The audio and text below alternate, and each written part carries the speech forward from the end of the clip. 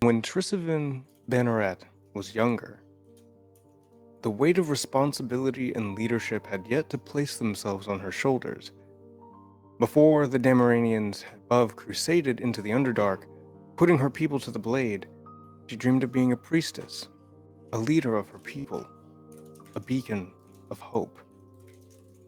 When Trisavin was a bit older, the weight of responsibility had grown considerably. The Illithids and Dwergar had a plan, so she was told, to create a weapon that could protect the inhabitants of the Underdark and repel the Dämmerians once and for all. She didn't believe it then, but what choice did they have? A meeting was held, and papers were signed approving the project. She told herself that this is what it meant to be a leader, to make hard decisions. Trisavin remembered tasting the air above. Her limbs ached. Her lungs were ravenous, following her flight from the tunnels below. There were so many with her now, all different races, and so very little of her own. She had been one of the first to organize a breakaway from the Warmind's betrayal, and, seeing the destruction it had wrought on both sides, collapsed with tears running down her cheeks. The weight of responsibility had been compounded with leadership and pressed upon her evermore. Not but a day ago, 5 strangers appeared before Trisavin, each offering a form of salvation from the nightmare that had been loosed upon Dämmerung. Her shoulders were heavy, her limbs ached, but she had people to protect, the last of the Dämmerians above and those below. She and the Strange Alliance were all that stood between the Warmind, the Last City, and the Planar Gate. If these strangers could arrive now, perhaps more would come in time. She was terrified of the possibility of hope. Didn't want to risk exposing herself to its embrace, but as she retired to bed that night and felt a tear slide down her cheek, she thought, maybe, just maybe.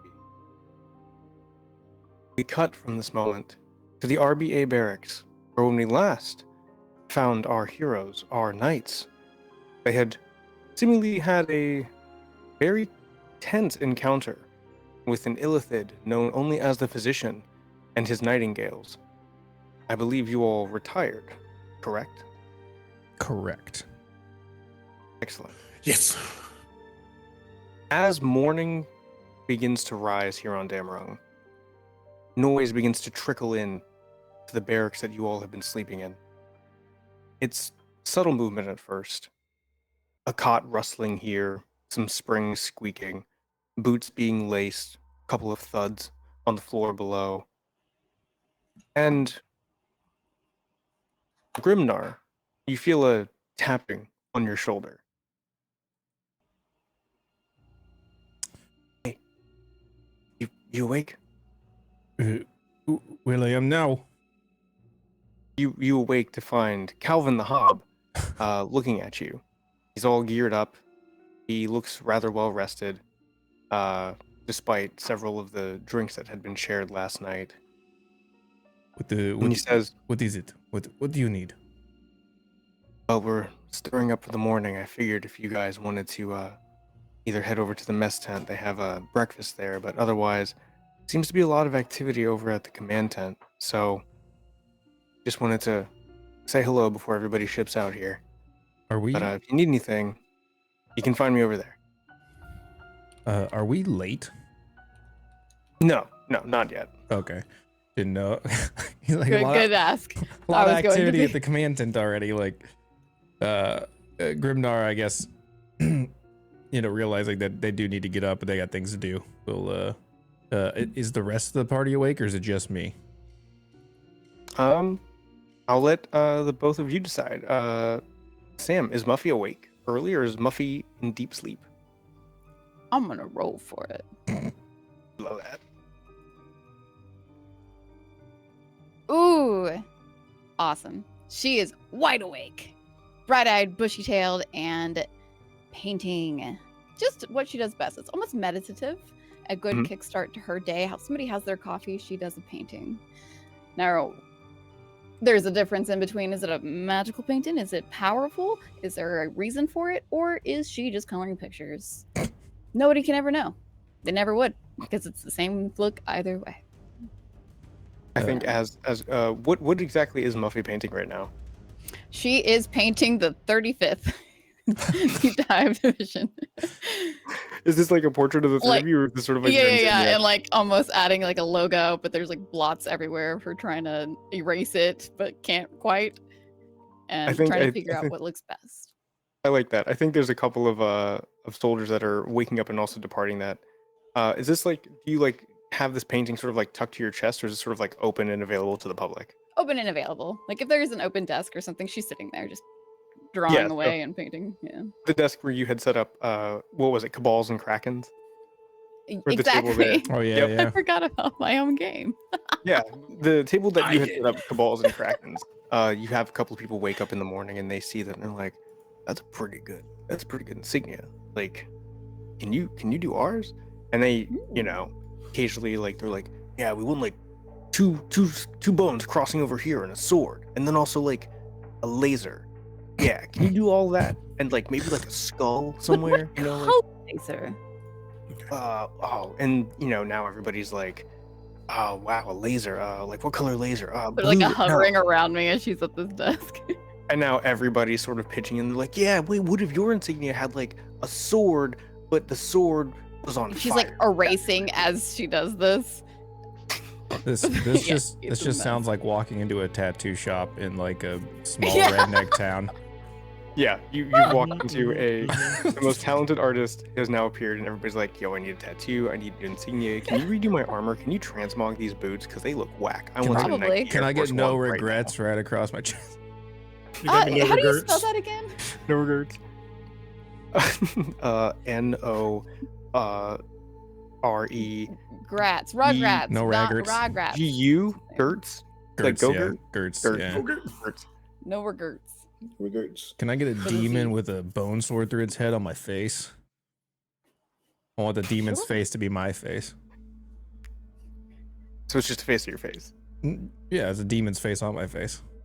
What is Nehebka doing all of this chaos? Nehebka, like with all of this noise, how does Nehebka wake up in the morning?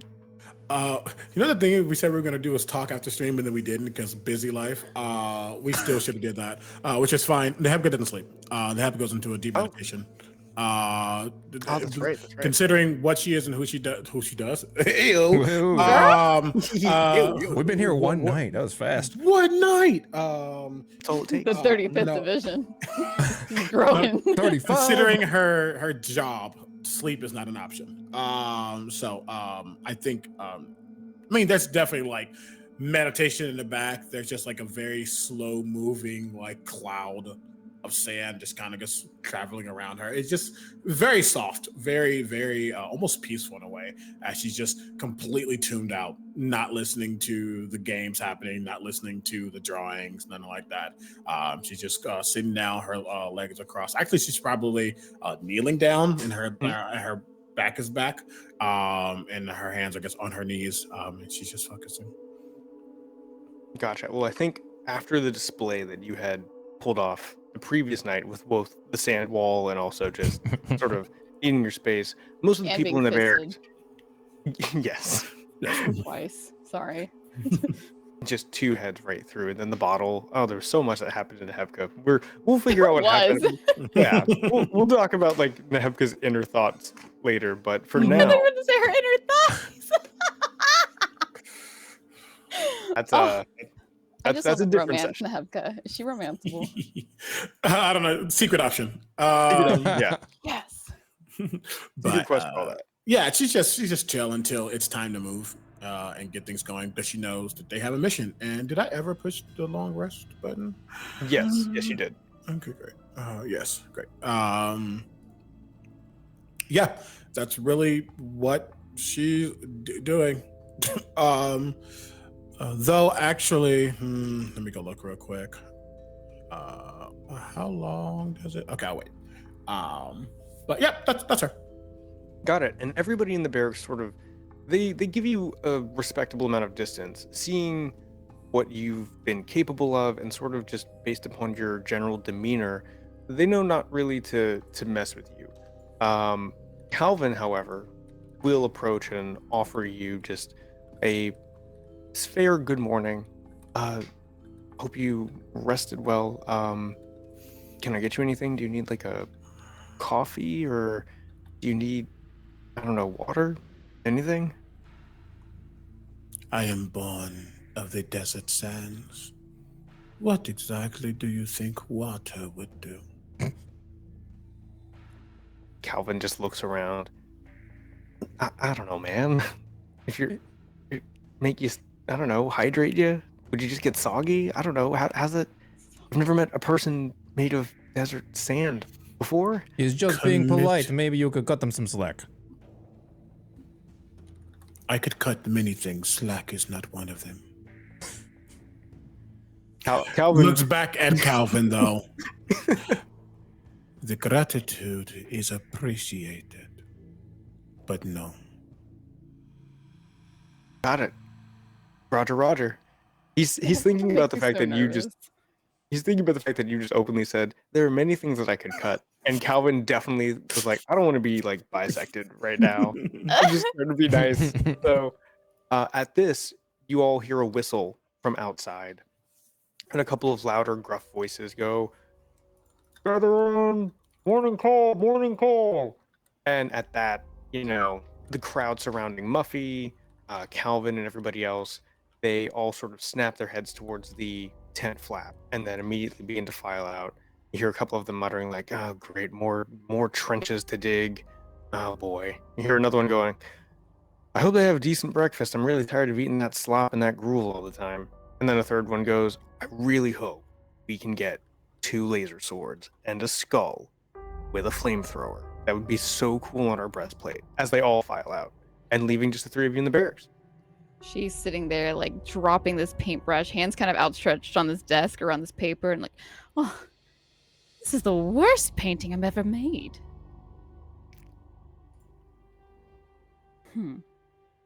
But compared to what? Oh, you should see all the other portraits I've made. Do you have any of them, or Oh, do I have any of them? Probably not, but I might have one. And she's going to dig in her bag, just rummaging for a moment before finding this one that she meant to move to another location whenever she went back to get her stuff before they left.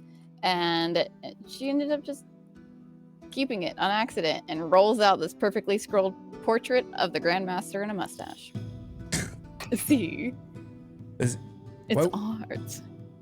I don't think that I mean, technically, yes, it is art, but I also think it might be treason.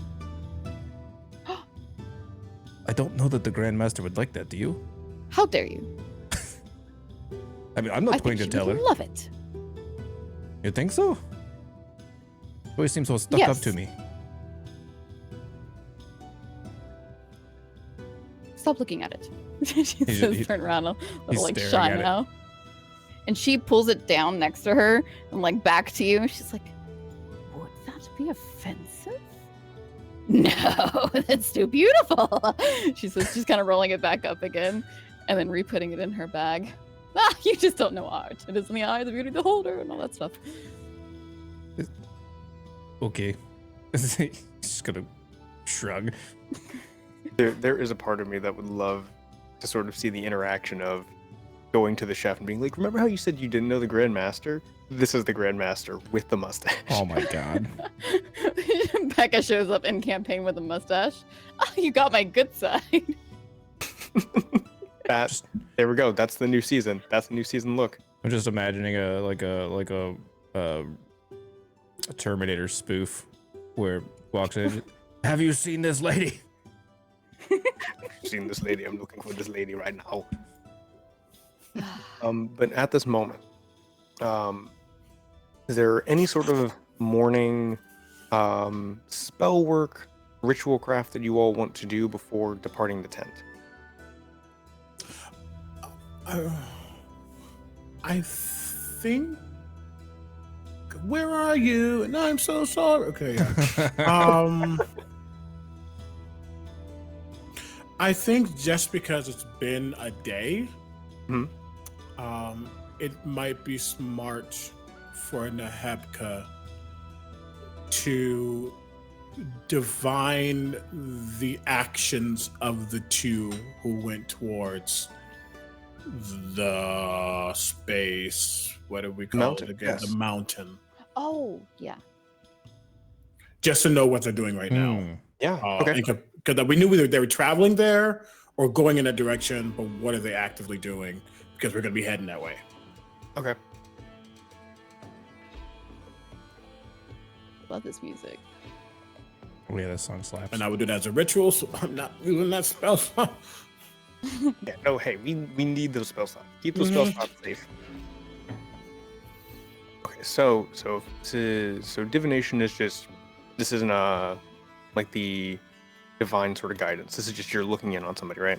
Yeah, you ask a single question concerning a specific goal, event, or an activity to occur in the next 7 days. The GM offers a truthful reply. It could be a short phrase, cryptic spell armor. Yeah, it doesn't say anything is shifted unless they have like anti-scarring or something. Yeah. Okay. As you begin to scry here, or as you begin to divine, you enter a similar trance like you had before. The space around you empties out, noise filters out, and instead of hearing the voice that you heard last time, you begin to see images. You begin to see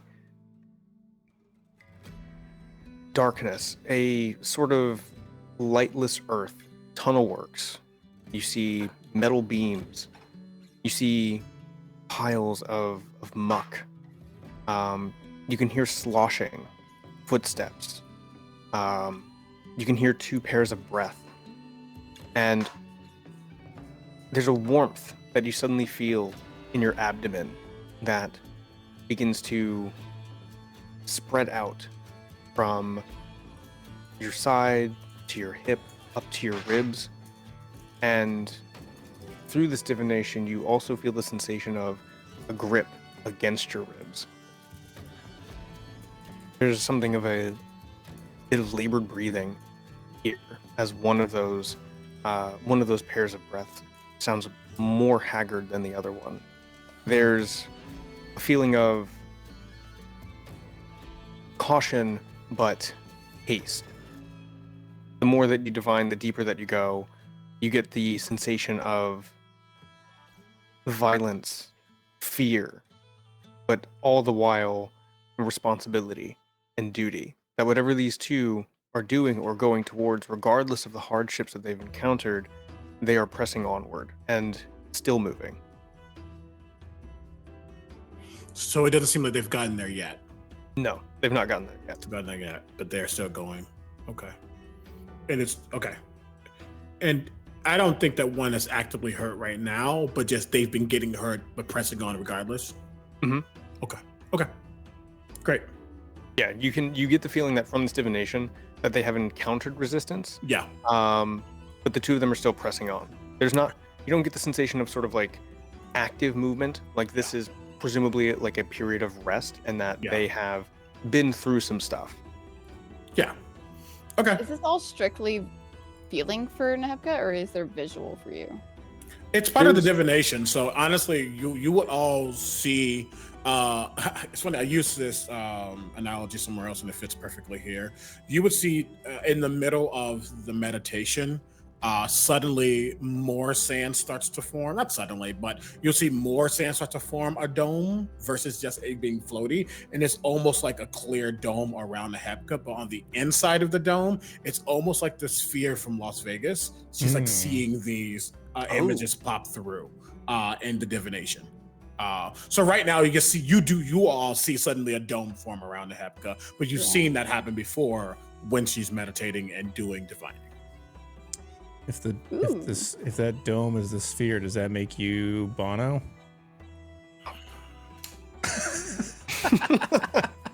Look at what you've done. I also quit. I just can't reach my camera. Fair. Yeah, hang on there. Hey guys, thank you so much for joining us tonight. That's the finale.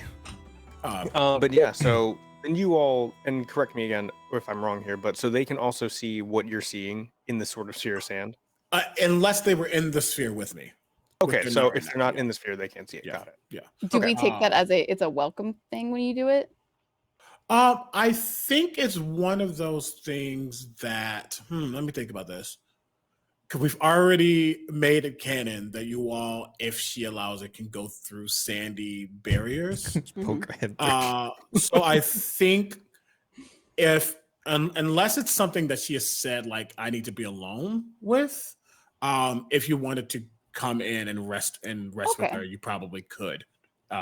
If that's okay, and then I can see the divination as well, because kind of these picturesque moments happening. But yeah. Yeah, also to reiterate, you definitely see that they are no longer they're not above ground. They are currently below ground right now, going through tunnels. Yeah. One of them is wounded, still moving forward. Okay. Muffy would definitely peek her head in. Kind of after this roll up of paper and then see what Nebka's doing and kind of walk on over a little quickly, little pitter patters against the flooring before just shoving her head in to look around. Oh. Wow. But even though she Yeah. she wouldn't respond to anything until she's done. Mhm. But she would be coming out of it, and you'll see some of the sand. It becomes less solid. Just kind of flitters Does away. it like fall on her head? No, it's still very elegant. You'll just see kind of the sand. More like a start to- fairy dusting. Yeah, and it starts to swirl Then I back claw. around. No, you're not gonna get screwed. But yeah, it all kind of regurgitate, not regurgitate, but come back into her, and she'll look up and note that you're there. She's too close. Her snout is like right next to you and just before kind of pulling back because you're sitting on the ground right now. Mhm. All right, then she's at like your neck level. Yeah, 100%. So now she's looking up just a little bit. Yes.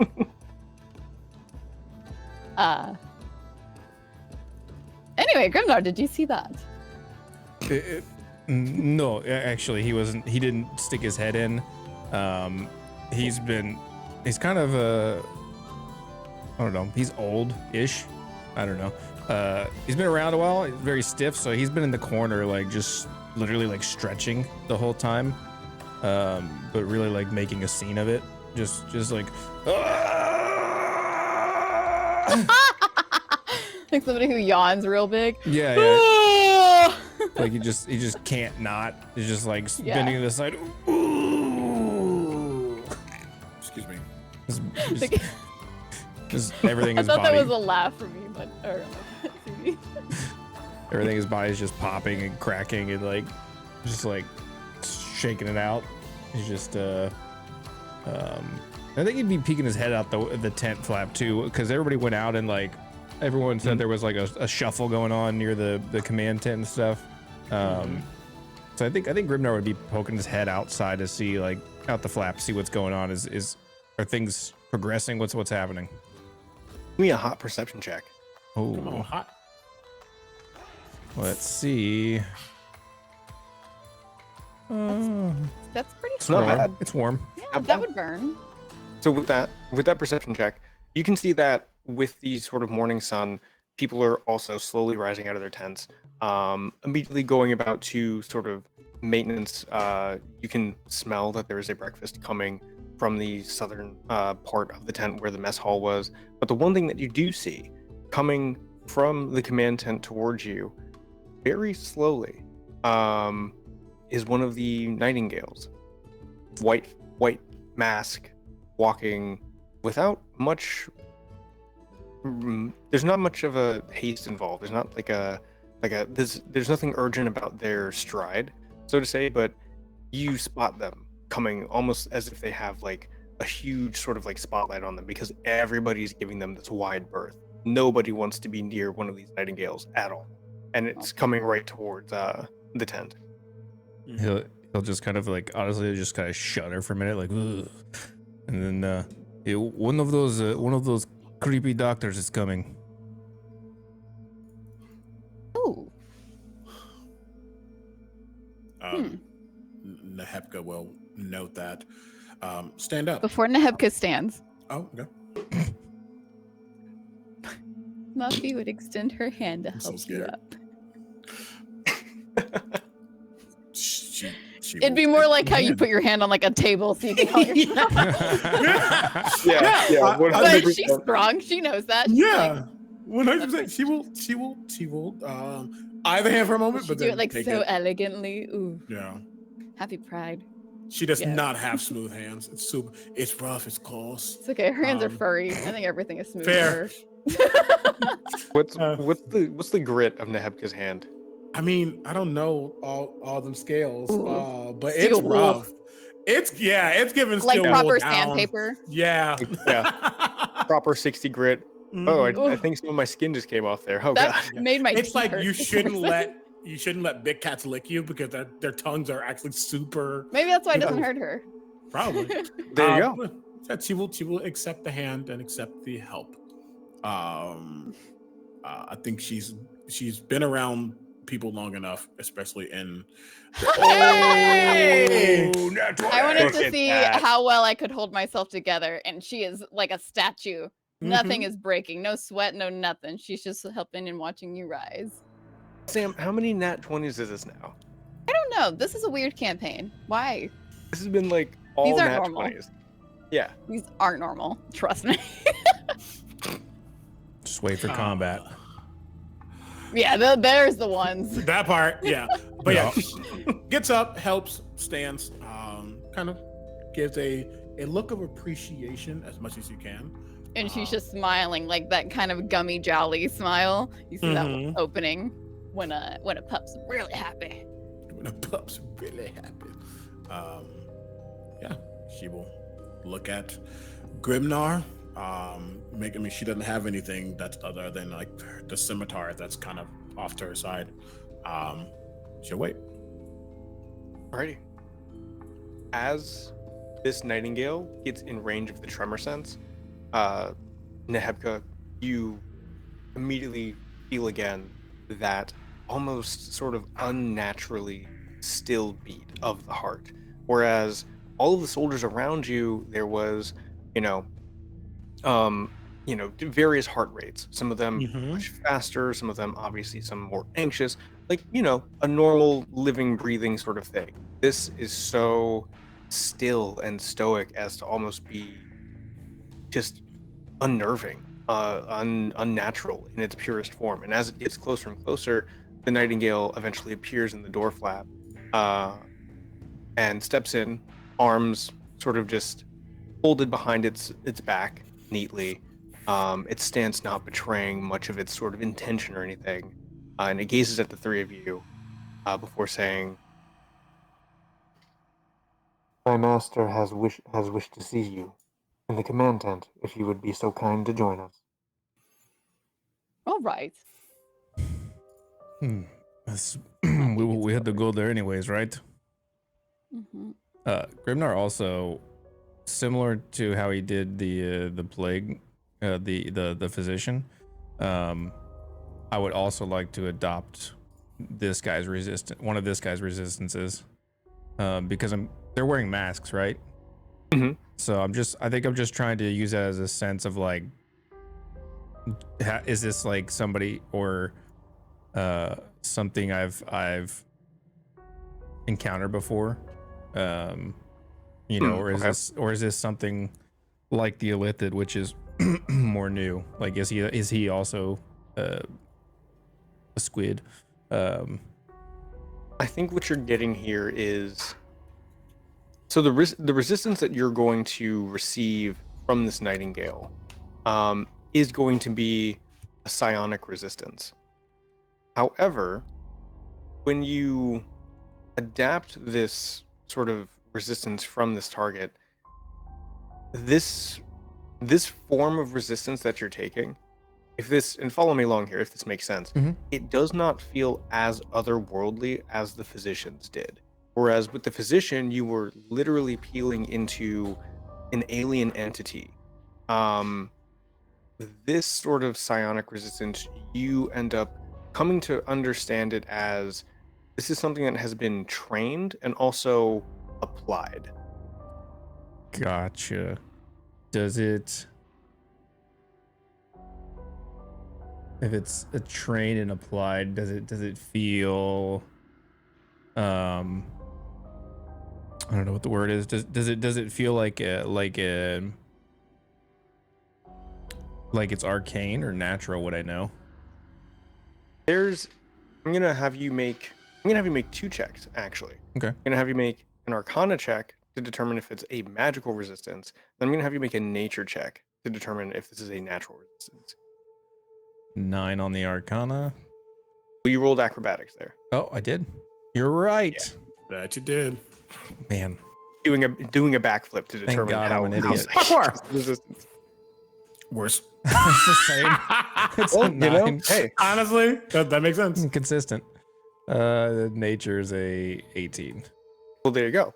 So from the nature check, you are getting a sort of like, I think the best way to describe this is there's a level of intensity that immediately reminds you of Nehebka, whereas this sort of natural resistance has been trained through intense practice, intense meditation.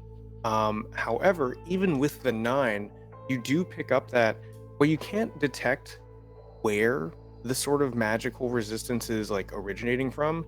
You do clock that something on the Nightingale's person is also generating the magical part of the psychic resistance.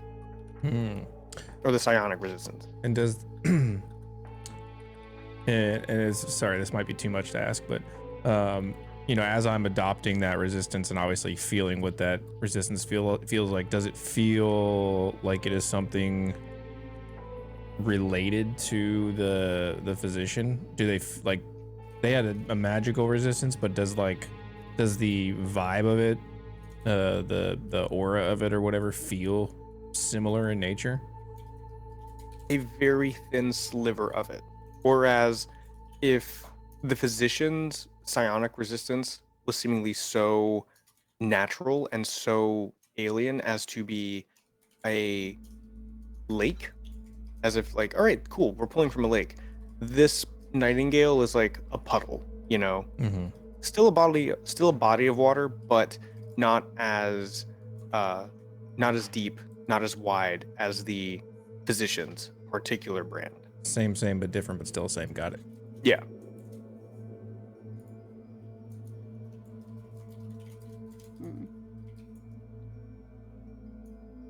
Right. Is he leading us? Yeah, he's still waiting at the door. Yeah, Muffy would have approached already. Does Muffy actually salute him? Oh, for sure. Doesn't even know what they salute. Yeah, I was about to say, like, what do you think is the salute that Muffy does? Does Muffy just do sort of like the 34th style salute of like the 2 fist bumps in a gurgle? Or does Muffy have a new salute? No, that's gotta be it. Yeah. I don't think we ever discussed like the Dread Fortress salute. No. Like what the actual Void Knight salute would be. The gurgle's totally included, right, Mudcat? Yeah, I mean, what salute doesn't include a gurgle? Right? Just speaking from experience, I guess.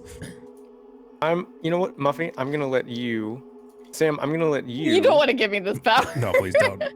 You don't. This will be canon. Don't do it. I know. That's why we're gonna do it. It's gonna be canon. You don't want me to do it. I kind of do, Muffy. I would like you, for this moment. What is the Domain of the Void salute? Okay, can I tell you what my brain initially went to, and I don't want this to be canon for the sake of Becca and Drew. Okay. What is Muffy's version of the legitimate Parent salute? Trap handshake? Like the whole thing? Oh yeah, for sure. Now to make them not stressed every single time a salute comes into game. I almost think that it would be Trekkie-esque. Okay. But yeah, so it would be some weird thing where their hand is not in a normal like fingers all together. I got it. Kind of scenario. That actually works perfectly. It means up and away. That sounds like that's totally the phrase. That's the fortress. So- Reporting So for as duty, you- sir. Reporting for duty. Yeah, that's me. As you, I feel like as it's like you- it's just like this, like, just like even harder. Just 2 fingers. Just 2 fingers. Yeah. Can you- Hang on. What was the salute one more time? I missed it. Sorry. Hang on. It's just Okay. Wait. You Something, have to go. something like this. We'll say No, it's no. like All a- that's down. It's just these 2, and you have to Okay, go. gotcha. So like a You touch your like, eyebrow. like an arm tucked behind the back and like a upright, right? Sure. Sure. Well, yeah, we'll go with that. But I also think Man, that's the Yeah. most toned down thing I could have given you. You're for now. welcome. For now, maybe I'll change it. So as you salute, the Nightingale returns a salute, and you see that similarly to the 34th Deep Divers, there is a 2 bumps on the chest, but instead of a gurgle, what the Nightingale does is immediately crosses over his fingers like this, and then bows his head. I thought you were gonna. I thought you were gonna make the Birdman call. I love that we all were just like, and And does it this. flap? Does it flap? Remember, up, and away. That's how we're tied. There it is. The Nightingale takes a step back to open up the tent flap for the 3 of you to exit. Up he goes. Also, Muffy, did you leave the sort of like hodgepodge like insignia painting? The one for them, yes. Okay. Did you keep the 35th one with you? Oh, absolutely. Okay. Cool. That's her. She hasn't shown her friends yet. It's a gift. Grimnar would if they held the flap to let them go, I think Grimnar would be like, no, after you, and try to walk behind them, putting them in the middle. Okay, so you want to. So you want the Nightingale in the middle. Got it.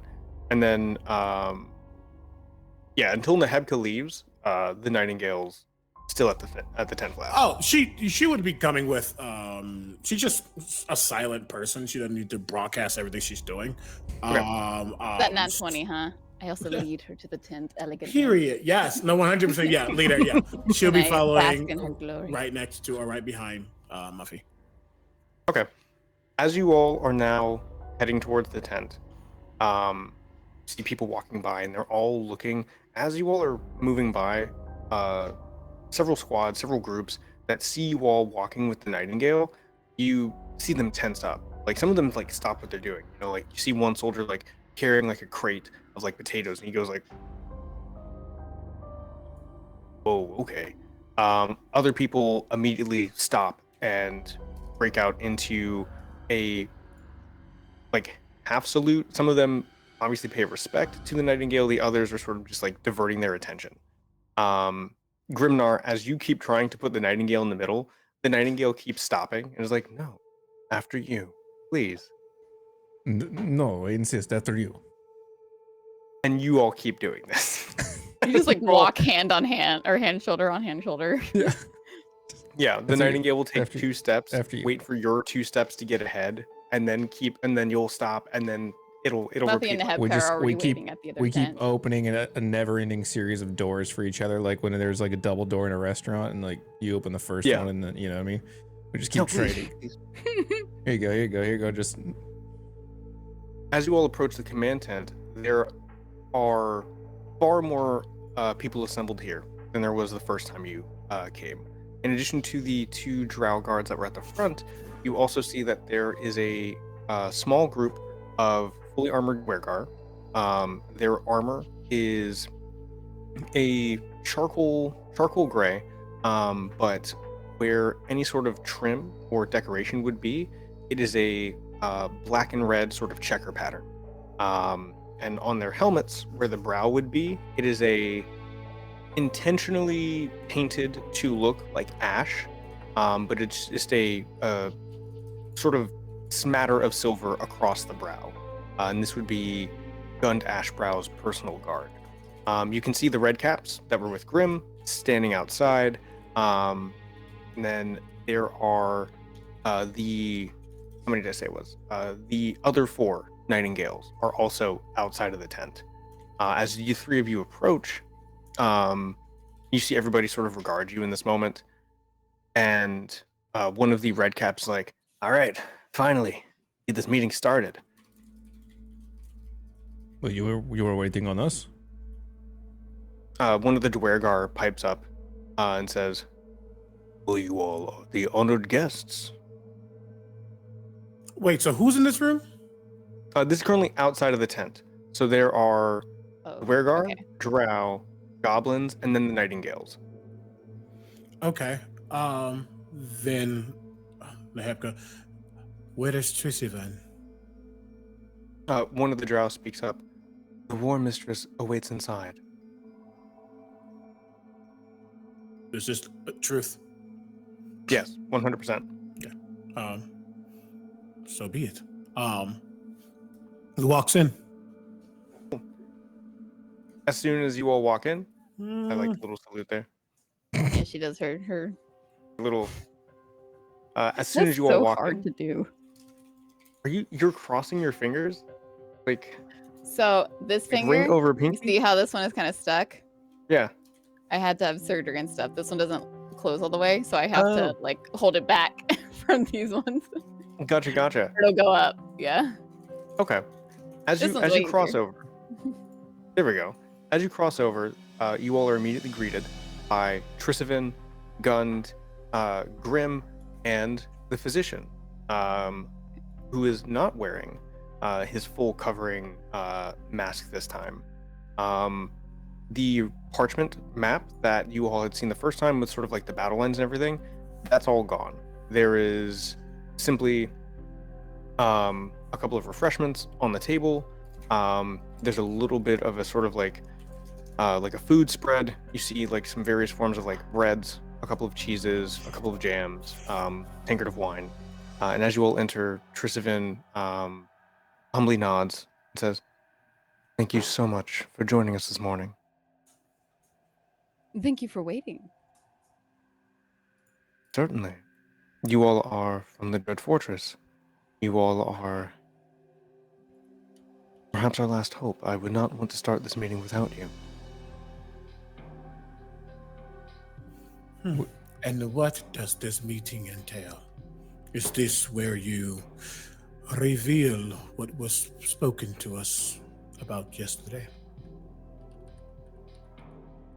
In regards to what the physician said or what she said? What she said. Wait, was it? Hold on. Who revealed the celestial? I thought both did. They both did. Mm-hmm. Yeah. Yeah. Yeah, I thought they talked about it and then they were like, you want to go see it later. Yeah. So okay, yeah, then she said that. It's just about what was revealed to us yesterday. Yes. We will take you to the site and show you our implement that will hopefully rid us of the Warmind. Before that, I wish to have all of the commanders present explain a bit more and answer any questions that you all might have.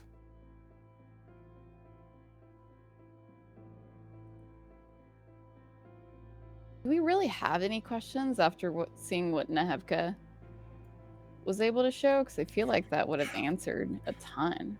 I feel like our questions are mainly about their intention. Well, we know they intend to basically make a big Yeah. nuke. I feel like we know our mission. We know but- that. I guess the only question is really when do they plan to use it and what have they done so far to prep for that? And clearly, how many lives are they willing to risk again to use it? As many as it takes. As many as it takes. But yeah, I think Nehebka just kind of looks at Grimnar and Muffy, but then looks back. We have our mission and we are leaving as soon as we can. Seeing this instrument of destruction, I still ponder. I will not say the morality because I do not understand the term. But I would hope that your desire to use such a thing is quite literally the last resort, and you understand the potential consequences of such. Gund speaks up here. Of course, it's a last resort. We wouldn't be making this thing if we didn't have another choice. If I had the option to, I would just make more artillery. I would do anything else. But no, this is where we're at. And yes, we know the cost. I still ponder, considering I would assume the last efforts also had the same intentions. So if this is also to fail, what comes next? And the physician speaks up at this point. Yes, what does come next? Well, if we're to fail here, my interesting friend, then the Warmind marches on the last city. It marches on Dämmerung Prime. It reaches the planar gate, and it spreads across the void, which would be interesting to see in and of itself, that if you all from this dread fortress, if there are more of you, I'm so curious to see what the response would be if it started to spill out into other realms.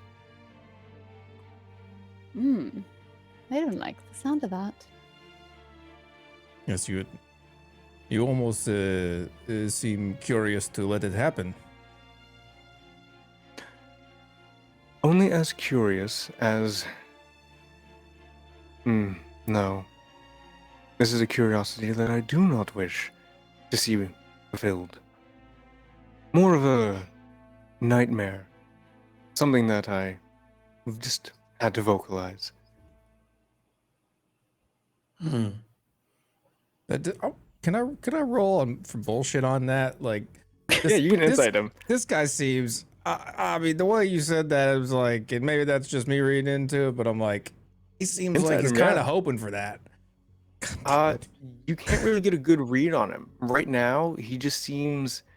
Something about his mannerisms and the way that he talks, it just doesn't mesh with you, Grimnar. It's not like he's speaking in riddles, but his intention is very masked. I hate to do it, but I mean, I would Do have it to incited him. as well. I hate to be that person who's like, insight. But like, I mean, that's one of her main things. She knows she can. It's like Muffy would, but Oh, she definitely do it at advantage. Literally did not roll. It literally just landed. Oh, I got the same just thing. chucked. All right. So with the 15 and 13, you get the intention that what he's saying is honest, but there is at the very back of him, there is a part of him that has wondered many, many times what the response would be if the Warmind got out. Would it spare them? Is part of the strategy to simply hide and stay low, and then when the Warmind opens up the planar gate, get help? Is the hope to have the Dread Fortress send more reinforcements? Is the hope to have anything send more reinforcements? Or would it really just end up becoming somebody else's problem? It's not so much as a, well, this would be really cool to see, more of a, these are the things that keeps him up at night. These are the sort of variables and outcomes that he can't not think about. Because what he's facing, what he's helped build, the scale is so immense. It's so immeasurable that it's like anything is possible with the Warmind. We are speaking honestly. Yes. Yes, we are. We've always been. Good. Then I have one last question. If this is to fail, and I know there's a level of, how do humanoids say, negativity, perhaps, but if this is to fail, and the Warmind marches, how you say, to Dämmerung Prime,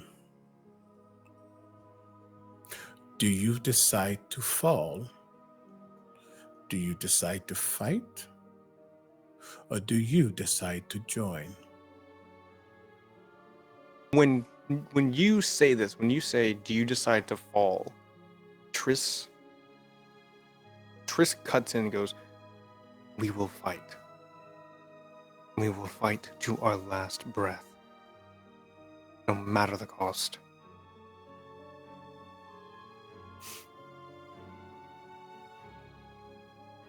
The physician looked. I don't doubt you. Looking back to the physician. I understand power. I understand survival. That is what I was made to assist with. Someone else's. And for all intents and purposes, I was the Warmind for my domain. As soon as you say this, there's a flash of like panic on Gund. Triss's eyes go wide, and Grim like lets out a low whistle, and you see the physician. He could have a Cheshire smile, he would, but you can see that like the tentacles sort of like spread out, and he goes, "Really? You are a Warmind?" Not in the same terminology or application, no. But I was created to do one thing, and that was to protect. So, I am still curious if the creation that you helped make made its final assault. Do you, its creator, stand with it or stand with them? I stand with them.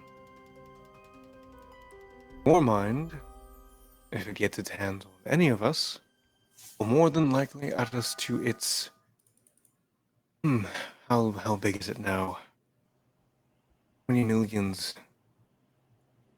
We would be added to a large collection of thoughts, fears, strategies. If this city were to fall, if we were to fall, then it would be my duty, and he looks to everybody in the room, to make sure that the Warmind could not gain access to their minds. And then, I would make sure it couldn't gain access to mine.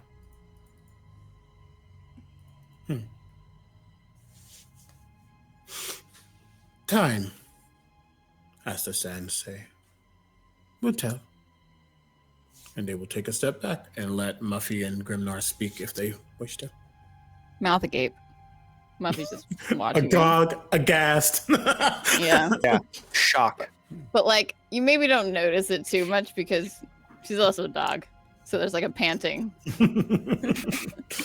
Fair. It's like, but you see her almost like those cartoons where the tongue is rolled out. It's almost like a physical moment of putting herself back together. She doesn't have anything else to comment though, but she has taken in words that Nehevka has said that have been surprising. Yeah. And if I may ask you something in return. If you are to truly accept our request for aid, will you truly help us? Or will you abandon us to our fate? I think she's gonna look at Grimnar. He's the most, I'm not saying Muffy isn't, but I think he's the most loyal to the Dread Fortress. I think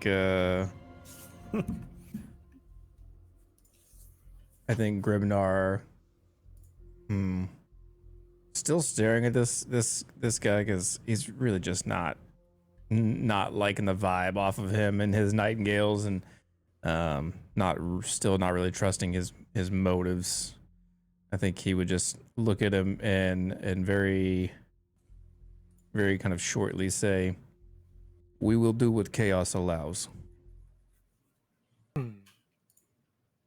Chaos. Unknown variable. Some would say random chance. And what of you, Buffy? I mean, I'm excited about that answer. Why not? Do you not use chaos here? It could be the answer to all your questions. But that's up for you to find out. If there was like a little sidebar where you could see like Grim approves of this message. Tristan will remember that. You know, I think that you would see that in this immediate moment. You would see that Grim approves this message. The physician approves this message. Trin will remember that. Gund will remember that. What? Gund I don't care about. Yeah. Right. Trisk comes back in. There's been enough chaos as it is, but if that is what helps us survive and win this war, then I will allow it. For now, though,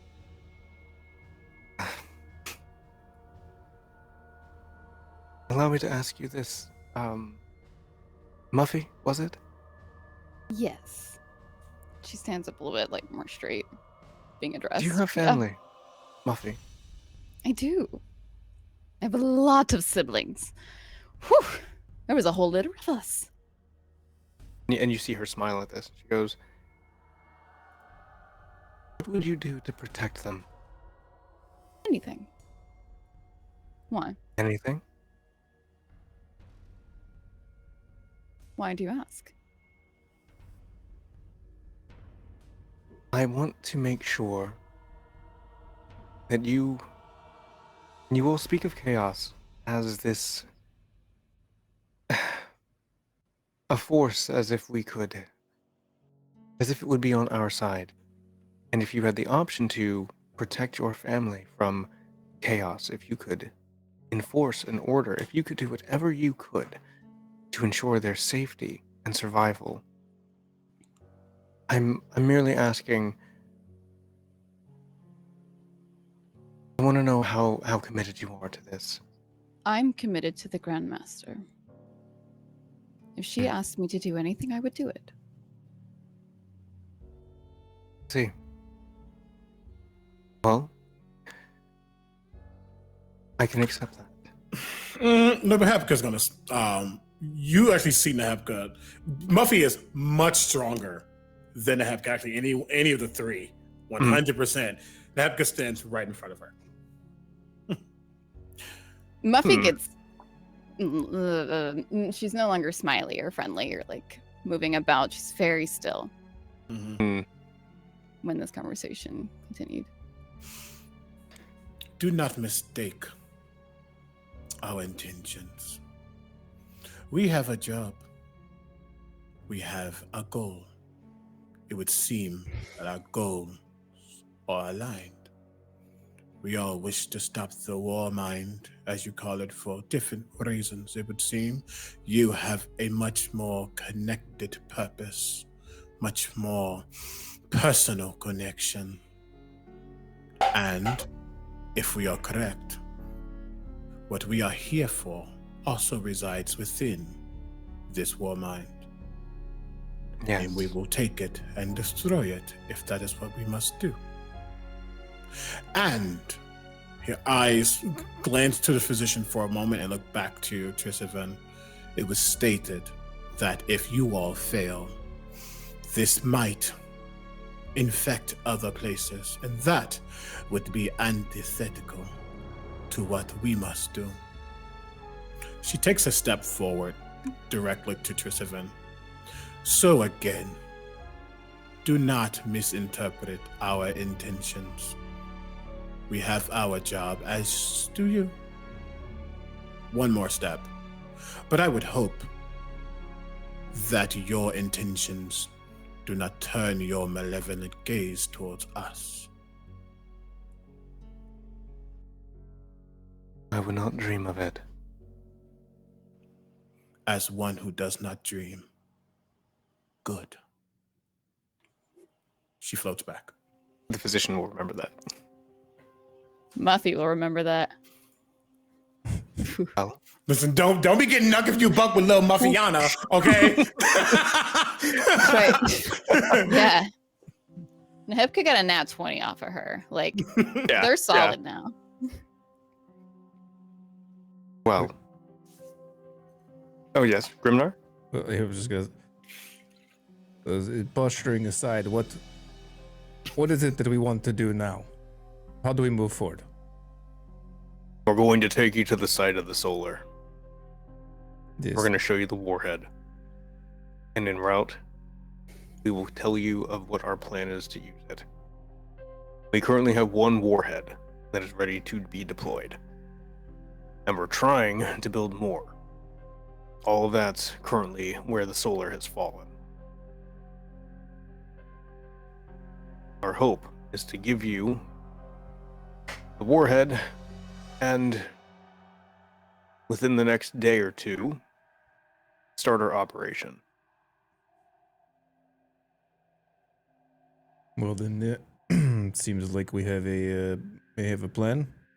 When do we leave? Right now. Oh. Well, can we have breakfast first? I'm starved. You see Gund scoffs and he rolls his eyes. Grim smiles at this. The physician sort of like straightens himself up, and Triss, like, you see like the corner of her like mouth like curl up, like she has like a little chuckle. Breakfast? Grim kicks in, he's like, yeah, let him eat. Hey, you know what? Let's all have a breakfast, you know? We're getting ready to go The mess with spirit. Food for all. It's good energy. food. Right, food for all, full bellies, before we decide to go touch weapons of mass destruction. Right? Exactly. Exactly. You could all be dead this afternoon, so might as well eat. Have dessert too.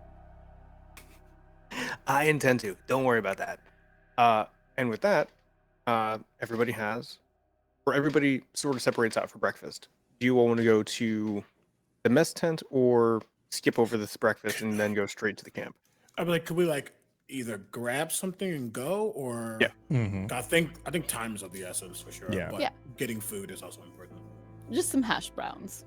Hash brown. Like I just snag some bacon and then high five the 34th.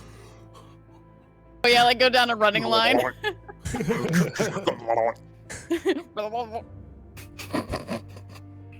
All right, then with this, as you all have a quick breakfast, say your hellos to people, say goodbyes to some, you all are carried over to a bit of a transport that, for lack of a better term, is wheeled and yet it moves. Sort of like an organic tracked creation. Insectile in design, but has locomotion. As you all sort of board this creature, you all are with Triss, Gund, the physician, Grim, and all of their retinues. All of their personal retinues are within this vehicle as well, and as it begins to move out, you all are taken across the Dämmerung landscape. And here you can see that there is a beauty to this place. There is greenery, there is mountain ranges, far from the blast lands, far from these trenches, far from the combat. It seems that there is still life here. And in the distance, you can see that there are tall factory pipes, industrial sort of areas that all begin to, as you all peel through the fog, reveal a large city in the background, framed against mountains further beyond. As you all see this, the vehicle that you're on begins to descend into the earth, and you all find yourselves in an underground tunnel. It immediately begins to pick up speed, accelerating faster and faster and faster, and an hour passes in seeming horrific silence. I can imagine that there's not a lot of conversation going on here, especially with the gathered crowd. As we all arrive here, we arrive to the site of the Solar's grave. But what you arrive at is more of a similar in structure to the camp that you all were just at, but far more industrialized, less tense, more metal buildings, more metal fixtures. Instead of sort of like a jovial sense of soldiery, you see there's sort of like an abundance of Dwergar here. All of them either dressed in some sort of lab coat or some sort of heavy armor. Drow, Dwergar, a couple of hobgoblins, but most of them seem to be solely focused on research, development.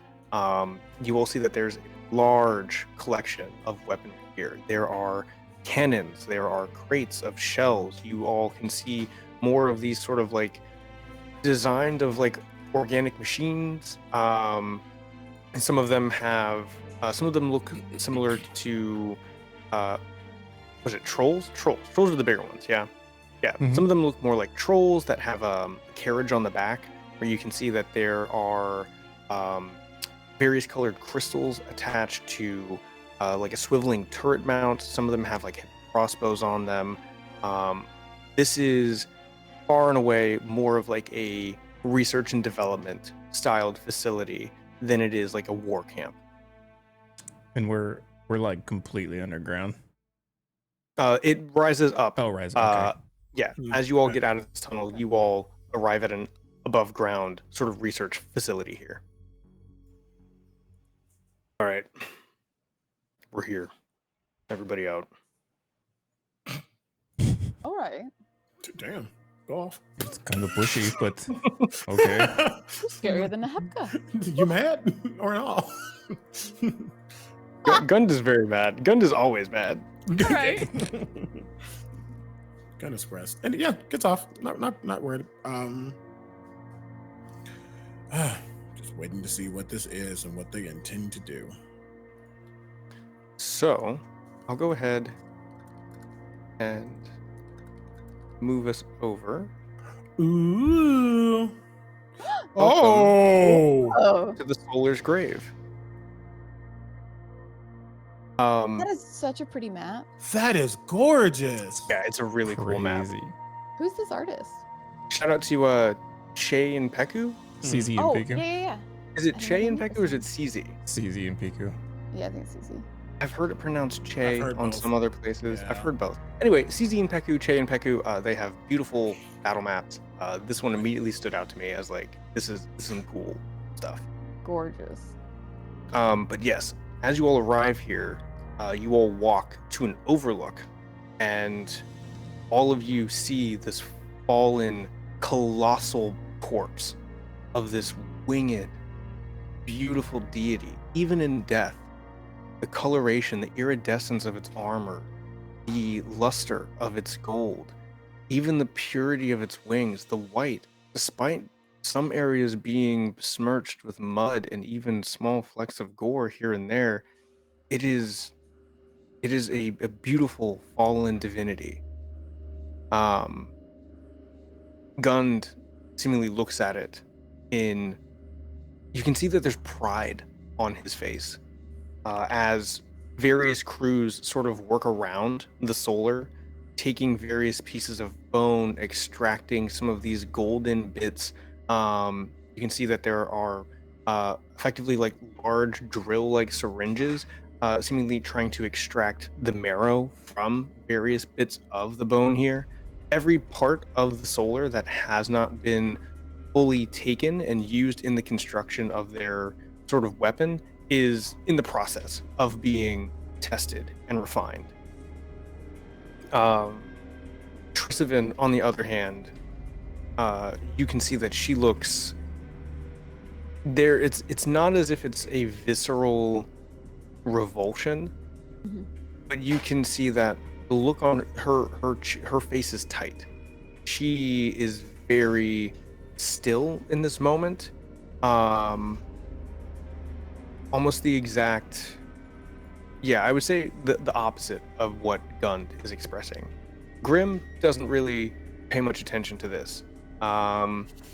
He's sort of just waiting, and the physician, he's still looking at all of you. So, this is it.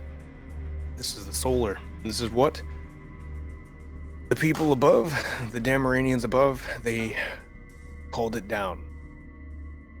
And this is why we needed to make the Warmind. If we didn't, this would have wiped us out. We just didn't expect it to work that well. Where exactly did it come from? And is this the only one? Are you sure? Well, we don't know anymore. Oh. Our connection to the above, and she looks up. Our connection to the above is not what it once was. The Warmind has seen to that. And in the ongoing war with the Marians above, several of their temples and several of their practices were lost. Which is something that, in time, I hope to rectify.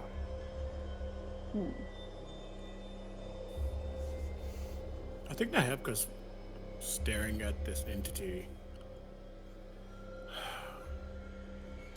Familiarity might be the easiest way to put it. Just something summoned and discarded like this. So just making her think. She's probably not really tuned into the conversation. Not as much, but just kind of taking in the massiveness of this thing.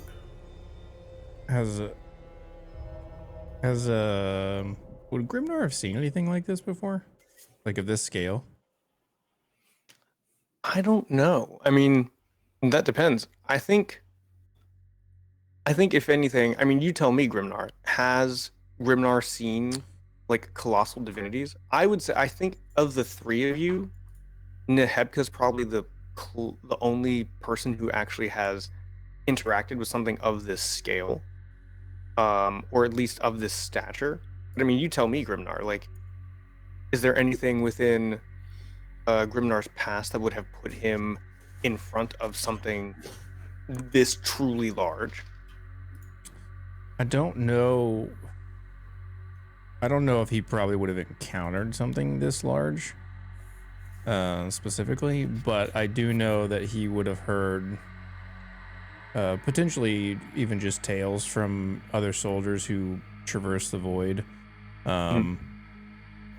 of, I guess, ironically, a colossal corpse in the void. But the scale of that is described as bigger than a world. Something so large, and similarly, its power was being harvested in the stories he was told. But soldiers say a lot of things. Gotcha. And yeah, very different from, like, I think some of the like voidal fauna that you all might have seen during like the travel through the portal relay, right? Because where those would have been more in relation to, you know, regular beasts, right? Like things that you would see out in nature. The thing that I think stands out the most about the solar is that it's humanoid. It very clearly had some level of consciousness and clearly incredible power if it was able to threaten the entirety of the Underdark, that it would then have the reaction of everybody creating effectively the Warmind just to try to defeat it. Yep. You know, I think the one thing that Grimnar would maybe say here, looking at this figure with its wings and the armor, is, and maybe even under his breath, but is kind of reminds me of the Grand Master a little bit. Oh, right. Missing a mustache. Yes, I suppose that it is.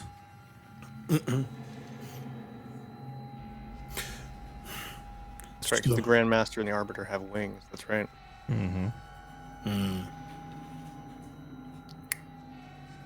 Makes you wonder. So, what is your time frame? When will this be ready? Gund says, well, again, we have the one warhead. Right now, we're in the process of developing 5 more. The goal is to conduct a multi-pronged attack. We will deploy one of the warheads through the air. We also have tunnel systems that have been developed courtesy of some of the more subterranean teams that lead up to the mountain, where we would then stage an operation led by Grim here to deliver a warhead underneath the mountain in the hopes of either destroying it entirely and causing a massive cave-in, which would hopefully then crush the Warmind, or with enough luck and maybe, as you will say, chaos, the force of the explosion would just outright get rid of it all in one go. Well, then what exactly is our part in which part are we taking part in? Right now we only have the one, and we haven't been able to affix it to any sort of long-range device. In short, I can't shoot it out of a cannon as much as I would want to. So, we need somebody to deliver it. Now, with you all being, as I imagine, esteemed from the Dread Fortress as you are, I would leave this area of expertise to you. Is Would you this our area of expertise? Tell me. You all are from beyond this realm. Well, you tell us. You assumed it. What have we given off? Well, you fell from the sky. It came from the void, but okay, it's fine. Fine. Came from the void. Gond is saying this? Yeah, Gund is saying this, yeah. Gond is a god. Gun's gonna be gone. Hey!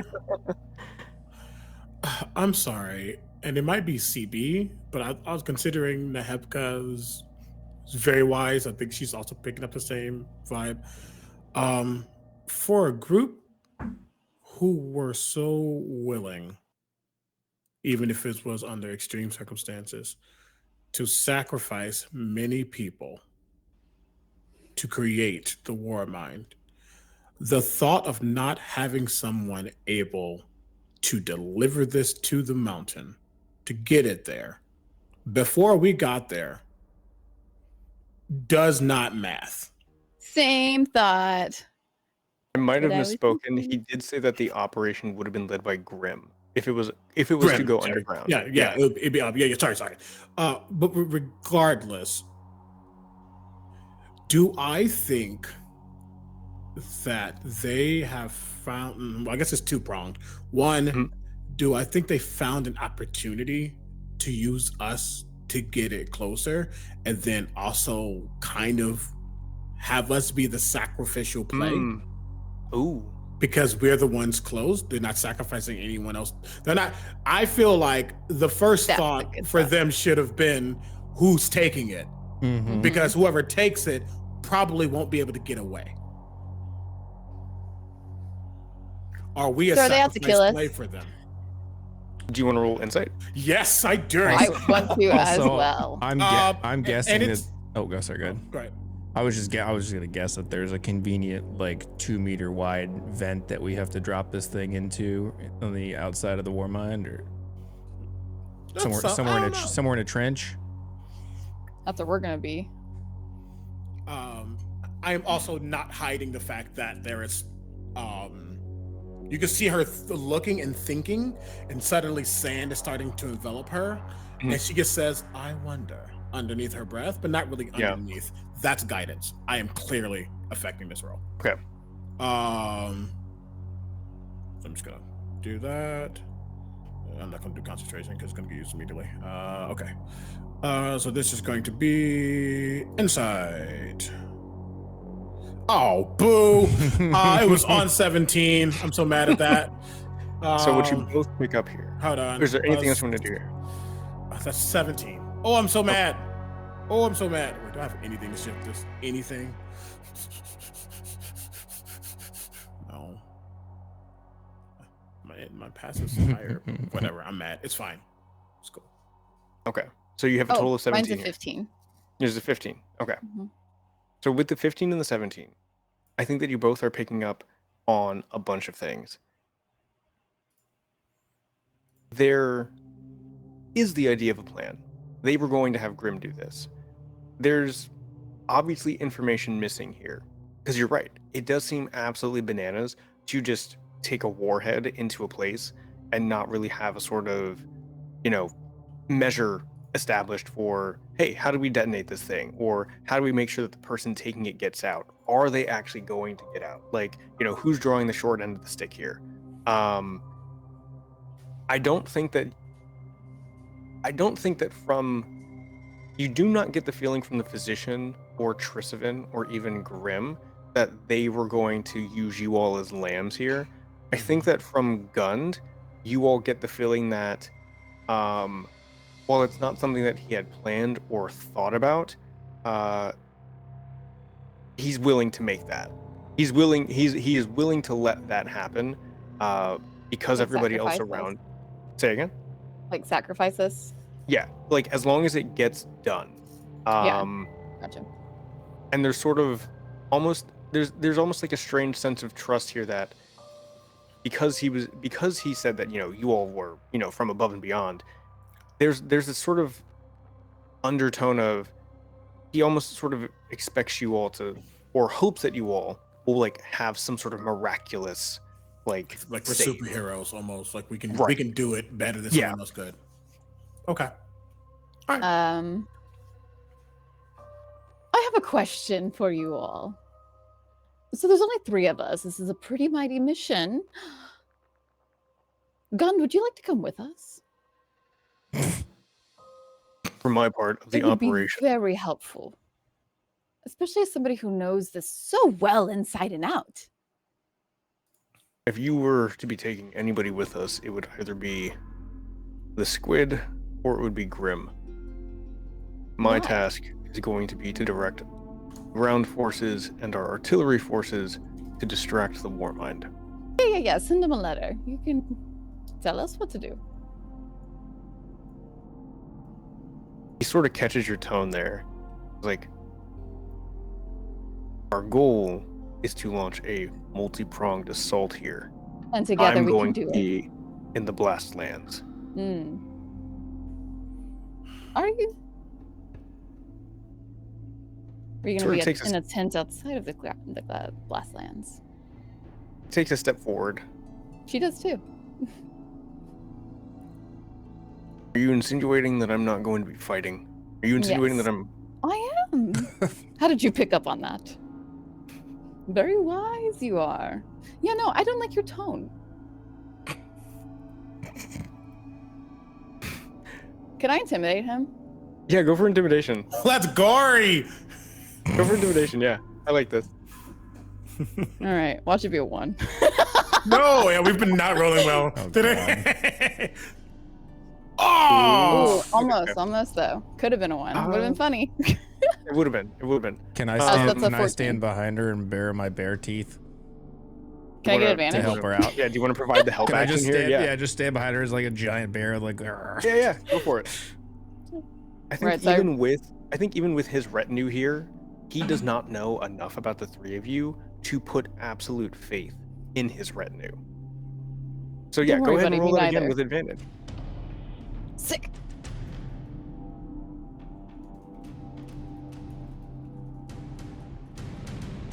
$17. So with the 17, you see him, his face sort of twitches a bit. There's a part of him that wants to swing. There's a part of him that really Oh, I would does love not that. does not like anything that you've just said. But he recognizes that Trisavin and everybody else is here, and he recognizes that in spite of what you've said, he doesn't want to ruin any opportunity to actually gain your aid here. So he backs down and says, look, you don't have to worry about anything. I'm going to be out there so that we can clear a path for all of you. Well, all right. But have somebody paint me a picture so I can make sure of it. I think the physician snickers at that. What's As this funny is I conversation- love that he is feeling this way, and I have no authority over him.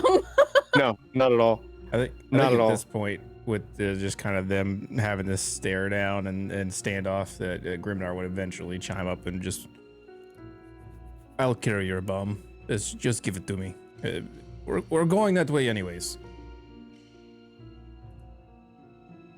There's a part of me that really wanted to do like the Leonardo DiCaprio from Django, be like, you will? But Gunn just nods at you and he says, all right, I'll go get the warhead and I'll have it sealed. Grim will provide you with a map of the tunnel network that we have.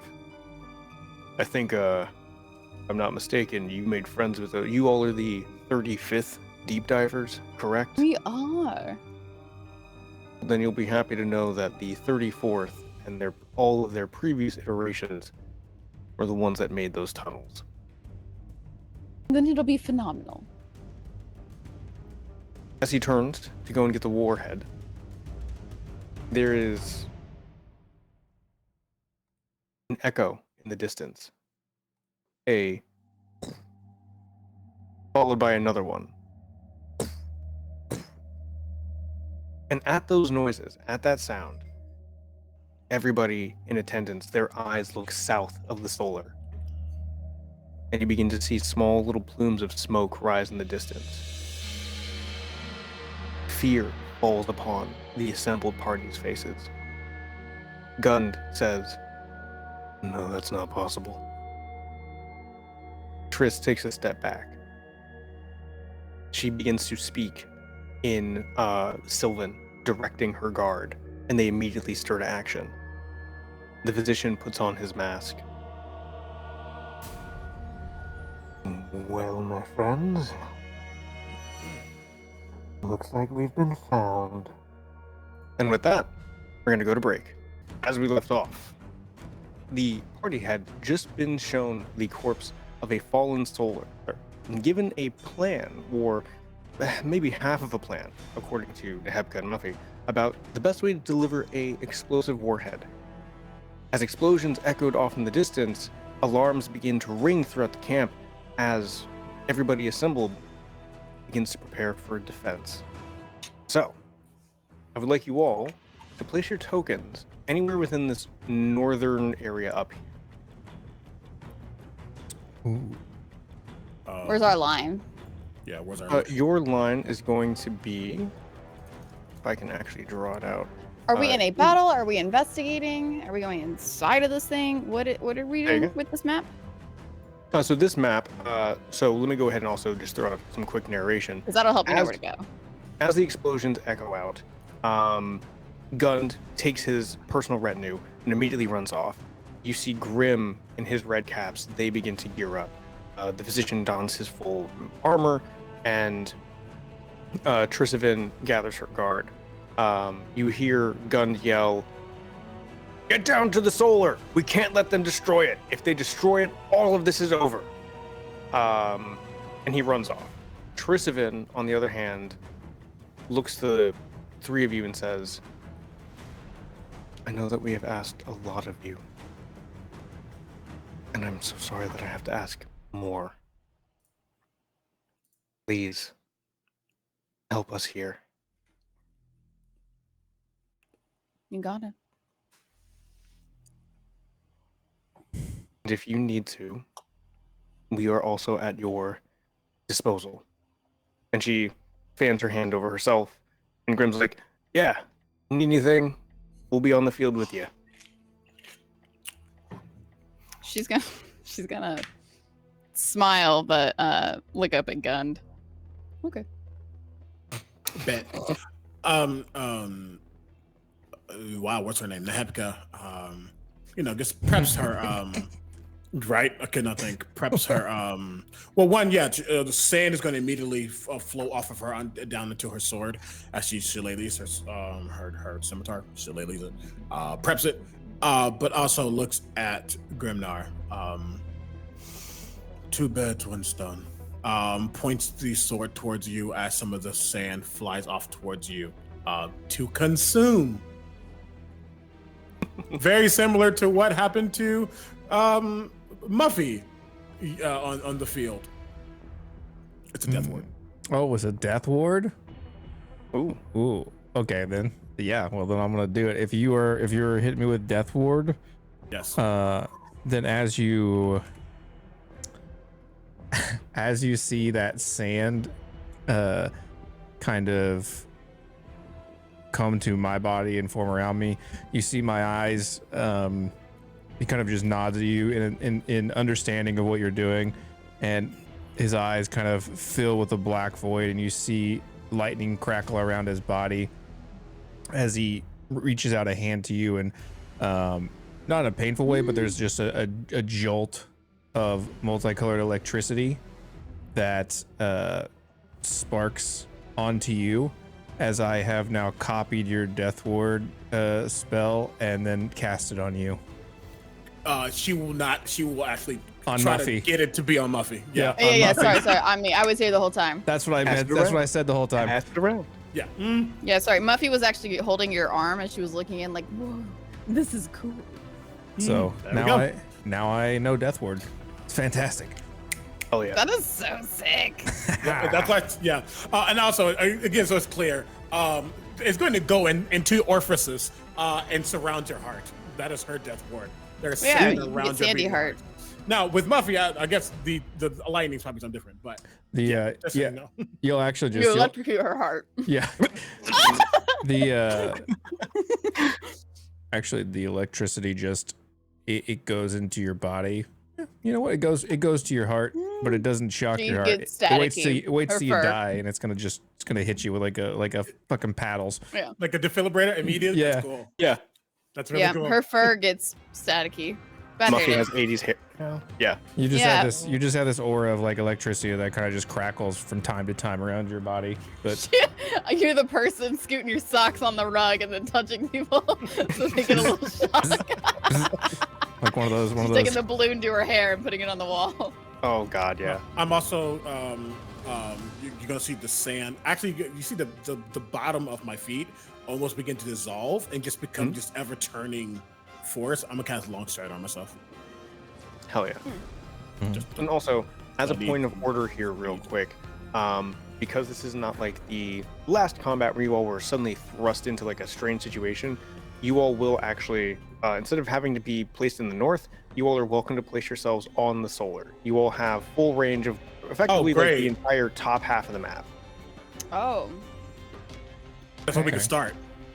Yeah. So wherever you'd like to deploy yourselves within this top half. And I mean, we're assuming they're coming from the bottom. Yeah. Yeah, we need to be much closer. Grimnar is gonna take cover behind this I'd say giant. like head. I'd say you can place yourselves down to where like the hip bones are. Oh, okay. Well, shit. Yeah. I'm gonna be there then. Yeah. I'm on the road again. On the road again. Still back here somewhere, probably in the cover of the rib cage. And then as Sorry, I'm busy drawing a mustache. you're totally good. On the solar, you're drawing a mustache Yep, on the that's solar. what she's course. doing right now, and then she'll make her way. And she walks Fantastic. away giggly. As a second thing, so for this combat, wanted to get a little fun and funky with it. As this war council is trusting of you, they are also going to be helping you as best they can in this combat and actually participating with you. So, I would like for, let's see, Muffy, where would you like to put Grim in his red caps?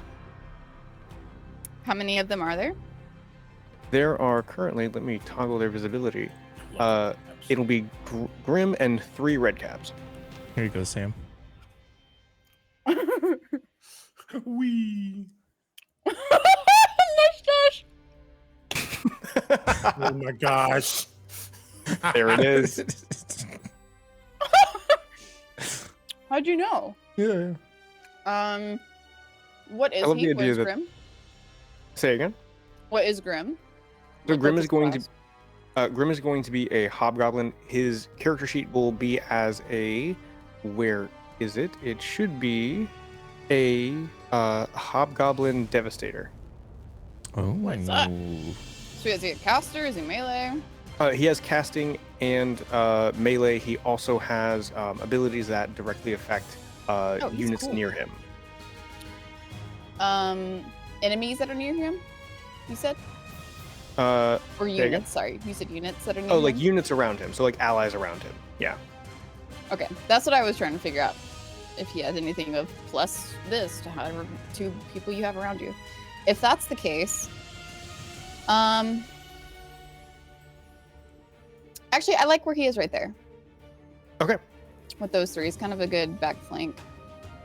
So as Grim takes to the field, he and his red caps, now fully adorned in their own sort of like gas masks and their red sort of like berets, they all appear and they're just like, "Hey, if you have any orders for us, shout it out, and we'll do our best to keep the chafe off you." Don't die. Well, same to you And too. protect the mustache. Don't wash it off. He sees that you've painted a mustache on the soul and is like, "You get cooler and cooler every day." Stop. And then, if you would like, so Nehebka, if you would like to deploy Trisavin and her 3, where would you like to deploy them? Trisavin is also a caster, and all of her guards have various ranged attacks, high dexterity, things of that nature. Trisavin is a multicaster, also has battle commands as well, so can give buffs to allies near range. Let's Ooh. put them right here, maybe, or if we keep them behind. Yeah, keep them right here. Yeah, that's fine. That's fine. Okie dokie. And then, I should have given Gund to Muffy to deploy, because you would have probably thrown him right in the front line. Oh wait, Oh, no. she would have looped her arm with his. Cannon Let's move fodder. them over Ready, here, big guy. actually, Okie dokie. because the line is more. That's more of a straight shot than the other one is. Yeah. Here we go. Put on. And then, Grimnar, where would you like to deploy? Surprisingly enough, you hear a lot of grumbling and grunting, and you hear shields Put him next to being me. bashed. And you hear, this sort of like war chant of like, "Iron within, iron within, iron within," as Gund and his retinue deploy to the field. Where would you like these guys to go? What? These are all going to be more of like heavy defender types. Gund himself also has a battle command ability, but most of the Dwergar also are more of like defense pieces. They get stronger when they're near allies.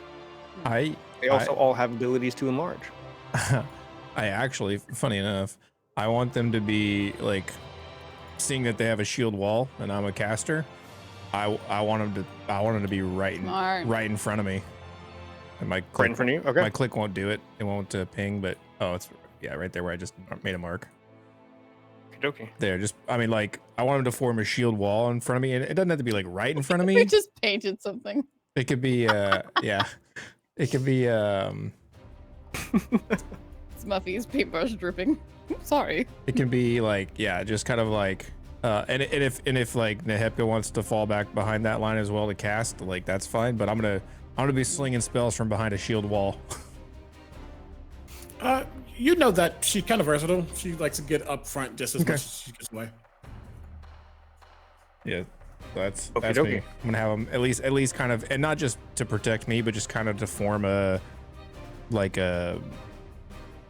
I don't know, like a tactical It's location. totally to protect you, don't lie. Yeah, it was totally to protect me, but a place for us to like kind of dig in. Yeah.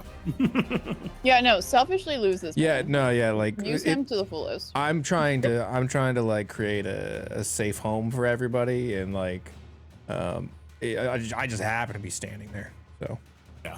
Exactly. I felt it. So as you all have deployed now, Trisvin takes to the field. You can see that she's in a full battle armor. So again, the armor that she was wearing when you first met her, full black battle plate, gunned, fully armored up. He looks more like a cinder block than he does like a Dwergar. Trisvin, at least says to all of you as she's moving onto the field, if at the very least we can show you how committed we are to our own task and to your safety, then let us fight together here in this moment.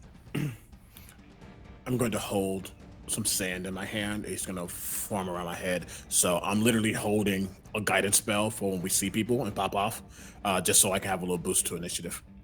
You can truly just pocket sand every enemy. Basically. Pocket sand.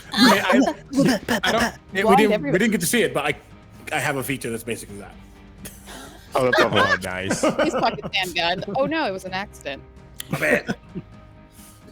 And as you all have now formed into the south, the Warmind's forces begin to step in. And there's a similar assortment from what you all saw the first time. There are basic soldiers. You see one of those lieutenants that was able to fire off a signal flare. And there are 2 new designs this time. One of them a bit bulkier, looking far more dwarven than the rest of its sort of assembled compatriots. Thicker, heavier plate. And there are groups of 2 of them, each one escorting a large sort of wheeled, effectively a cannon with a large open mouth, from which you see that there is a barrel extending from the mouth and glowing munitions on the back. That, we're all going to roll initiative. All right. Hot. Oh my God, there's so many people in this combat order. I just opened up the combat log. Holy shit. I wanted to get experimental. It's a penultimate combat. There we go. I'll take it. Hey, 18, let's go. Esports. What's your dex? It probably does that automatically. Aha, I win. Yeah. Oh man, Oh, look at that. that is not where you want me. Alrighty. Oh shit. Ooh. Oh God. But those are our people, though. That's good. Oh, okay. Yeah. Yeah, these are y'all's people. I was like, Jesus Christ, that sucks. There are so many. Wow, I didn't really think about that, did I? I believe in you with all these people. Oh, don't worry. We got this. I've played plenty of war games. I've played way too many war games. All right. It's about to be Axis and allies in this bitch. Funny. I went upstairs. My husband's playing Crusader Kings right now while listening to this. Oh, really? It's like, yes, battles, hun, battles. The Okay. true empire. That's all of them. And loop. Oh wait, did I mess that up? I think I just messed that up. Good job. There we go. Jesus, there's so many. You guys will be fine. Remember what you did to the last group? No. You just melted. Apparently you do. deleted. Is there a way to mass roll now that I think about it? Yeah, I think you can highlight all their tokens and then click. Oh, really? I have them all highlighted right now, but I'm doing it in the individual like combat tracker. I don't know then. I can't remember if there's a way to. That's fine. Oh, you Look at all can. Yeah, these low at the top initiatives. left, you see where it says roll all NPCs. Woo! Yes. Yeah, there's a button. Beautiful. There it is. There you go. Look at all these dice on the screen. Look A at lot of that. 13s. Holy Oh, not crap. a 20. So many dice. Okay. I mean, a lot of them are still underneath, so that's not the worst thing. We're just so far. That's the issue. It's getting closer. Yeah, Are we we're still all so like far? squished together too. We're like back to back. Well, that's another thing. They got to get to us too, Yeah. Yes. Yeah, and then sure. we'll kiss. First 3 rounds of combat are just us I walking. wish I could read this. All walking like as cool looking as we 200 feet away. can. 200 feet, Jesus. Yeah, we're far away. This is rough. So Gund yells out in this moment, "Do not let those cannons get in range of this body." If they The body blow this being the up- Colossus, basically. Yeah. Dude, the toes count. What part of the body are we trying to protect? Protect as much of it as you can. Toes are expendable. They're gonna try to destroy the rib cage and the skull. Pretty much anything that's shiny and of value here that goes into the warhead. Protect the waist up. All right, you heard him. Protect everything and forget the toes. Oh boy. All right, so I'm going to speed through so much of this. Yep. The first Or of Grim Squad is just going to deploy upward. It's going 30 feet, trying to get within range. And that's all he's going to do, because they're all combat oriented. The first bolter down below, the first artillery piece, going to take a leisurely little 5 up, and then you see there's a loud cranking noise that echoes as a shell gets loaded into its chamber. Trisavin, she's going to look at all of you and say, what would you have me do? Attack. Well, I don't say it like that, but You said she has an ability to help people around her, or Yes. sorry, not help, but Yeah, she can empower and embolden people around her. I will say fortify, empower your troops. Alrighty, then Trisavin's going to do just that. She is going to use her... Okay, those are bonus actions. Never mind. So we're going to wait on that. She is going to deploy her team further up. They are going to run full 60. That's 55. That's 60. Boom. Perfect. Nope. Blamo. Trisavin takes to the field. You know what? That's what I should have done. I forgot to do it this time. I think we talked about this one. Where instead of having every little guy have their own thing, just have them all be like one mass group, you know? oh yeah, you're still getting kind of yeah, you're a little cut underwater. out. Oh god. You're good now. You're good now. So I Yeah. have to sit a fair It's when you range move away here. from Okay. your microphone. I honestly think it's a ping issue, more than it is you. What's a ping? I could believe that too. I think it's a ping issue. Okay, and then where are you guys? Okay, so you're on the 18s. So now the defenders are going to move up. So pretty much everything here is just moving up to prepare themselves for combat. The stone guards are going to wait for guns, and now we get to Grimnar. What do you got?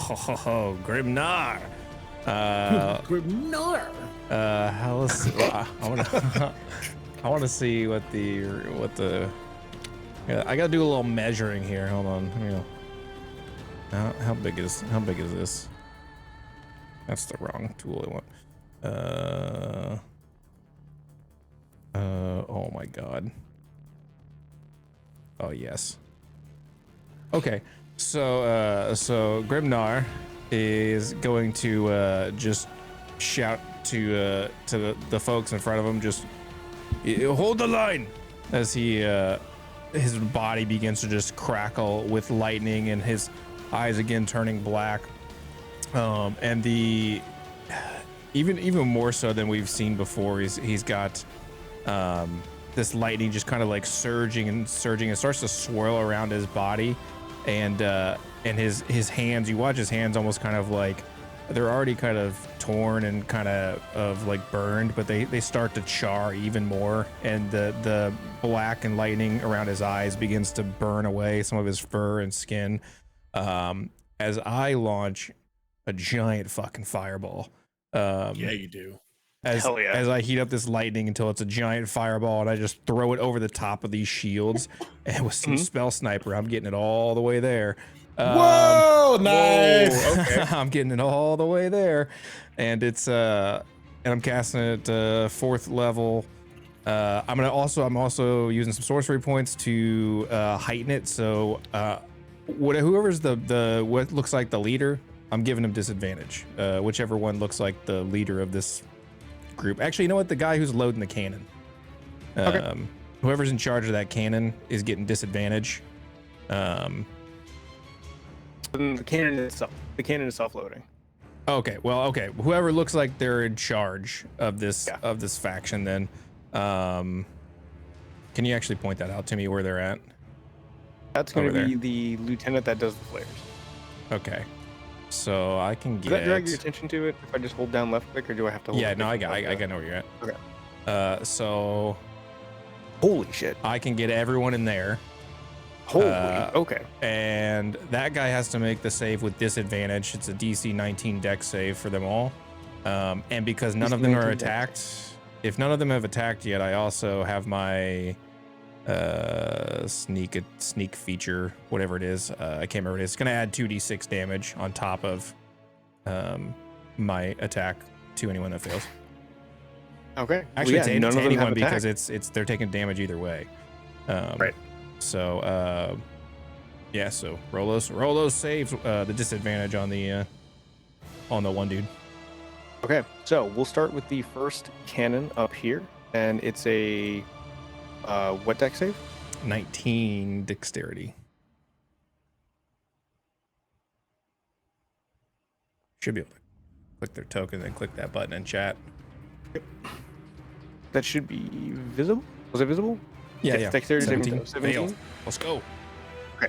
And then we'll go down the line here. So this defender is going to Dexterity saving throw. Hell yeah. Look at all the bodies racking up. Regular soldier down here, Dexterity saving throw. See, what are y'all worried about? Oh, come No. on. That's what Okay, I'm that worried one about. makes. That. Wait, but isn't it at disadvantage? Or is it only Only that on one? the one. I think Oh it's yeah, that was just a regular because weenie. I heightened it. I think I can only choose one target to heighten. Look at that failure. We'll go ahead and do the... Woo. Now for the lieutenant who rolls at disadvantage. And then I'll probably just need to roll that twice, right? Yeah. Yep, Ooh, there it is, much the better. lower roll. And then these two... I'm hitting 9 of these guys.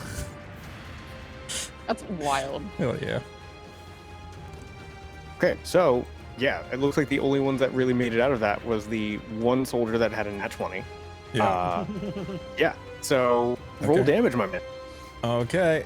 Here it comes. They're all taking, what was that? 33 points of fire damage plus 33 plus 8, so 41 points of fire damage around the board as he just, again, his pieces of his body just kind of singeing and burning away, and he just launches what's become just fire from this lightning out of his hands into a giant ball that just arcs over those shields. Yeah. And he's at minus 41. How's that look? And minus 41. And with one well-placed fireball, you launch this explosive far over the shields of Gund. It hurtles, it whistles, and it impacts, immediately reducing several of the smaller units to slag. The smoke clears, yeah. and you see that the cannons are still standing, but there are far less people operating them. Okay. Let's see. Do I have what bonus action? No, I think that's it. I think I'm good. Alrighty, Nehevka, you are up. So what she can do right now, at the very least, is what is this? Is this 80 feet? Yeah. Okay, I'm just gonna remember that in my spirit. She is going to dash with her action. Because, well, let me think about this. Yeah, they're just, hold on. That is 150, looks like it said? Yeah, it's about one. Yep. Okay, yeah. She is, let me just get that again. All right, I put my finger there so I know where the heck I'm going. She's going to dash with her action and get closer, but as she does, she again splays her hands, and you see the bottom half of her form turn into pure rotating tornadic sand as she activates her sand form. And that is quite literally all she can do at this very second. But her next turn is going down. Gets there, kind of hovering a bit.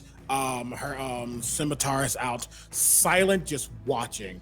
She's going to be But as she's moving, actually, she will turn towards Grimnar and say, what she says. She will say, "Let your storm strike true. If it includes me, so be it."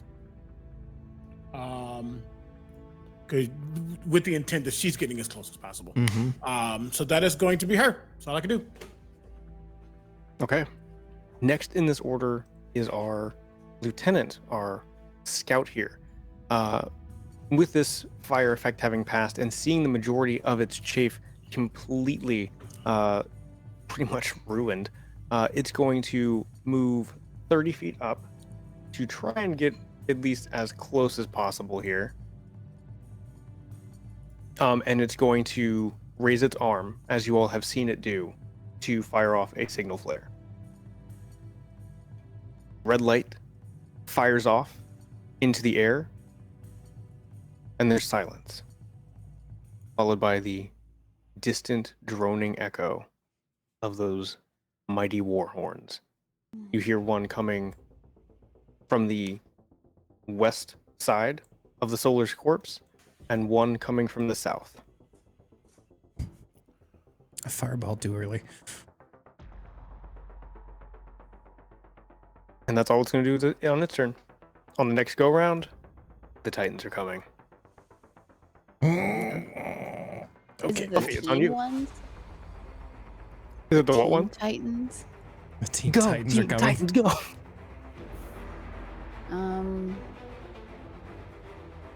I need some people to start hitting me with some real nasty spells so I can learn. Right. Somebody finger of death me, please.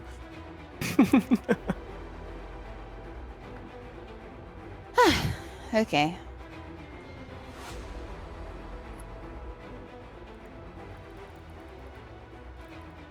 Well, Yeah, it's like I had to wait, and my full turn was just getting there. yeah. It's too far, but it's okay.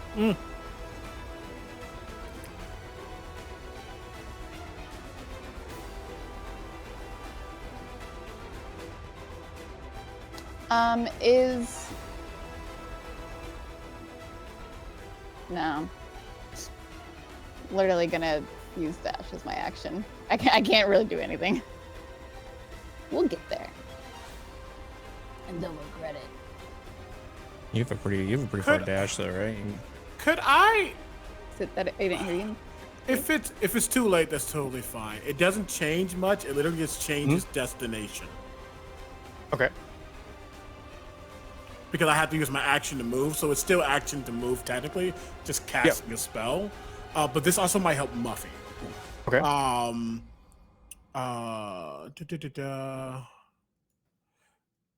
Yeah, I would still bonus action because are there any like these are like just like plant life? Are there any? I can't tell if there's any trees around. So this is a combination of like sort of like trees and foliage that have been morphed by the solar. Okay. If something was close enough, and I think it would have been, because we both have uber amount of speed.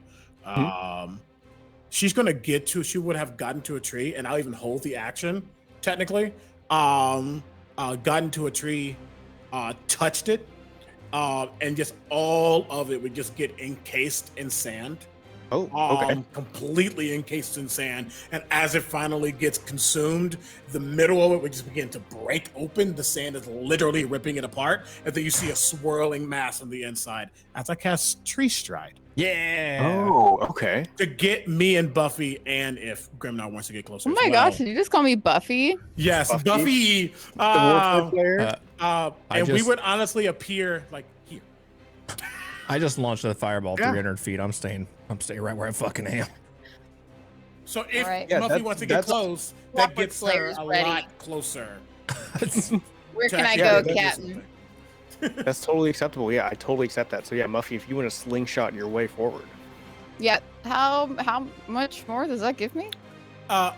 Tree Stride is 500 feet. So however close you were It to is, me, yeah. So I 500? can like kiss somebody? Yeah. You could smooch everybody.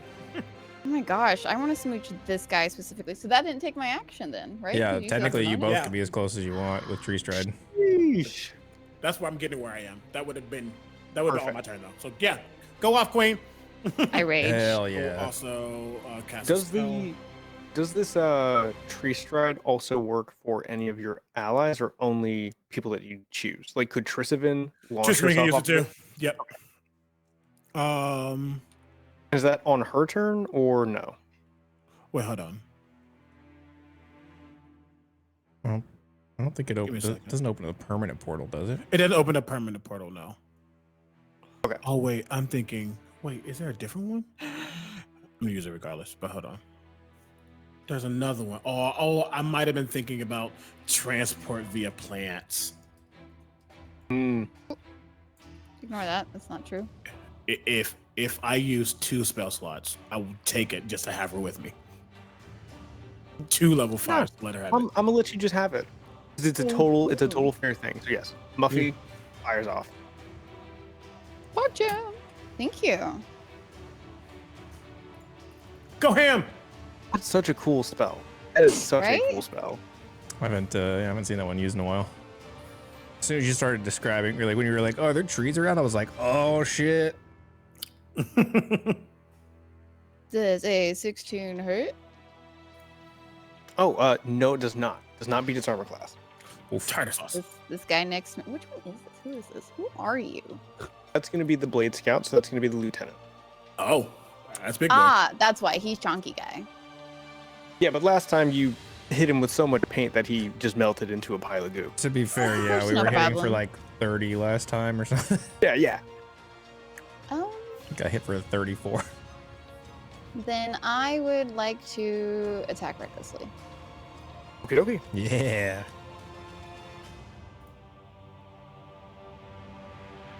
So does reckless go with the first strike as well, or just the next one?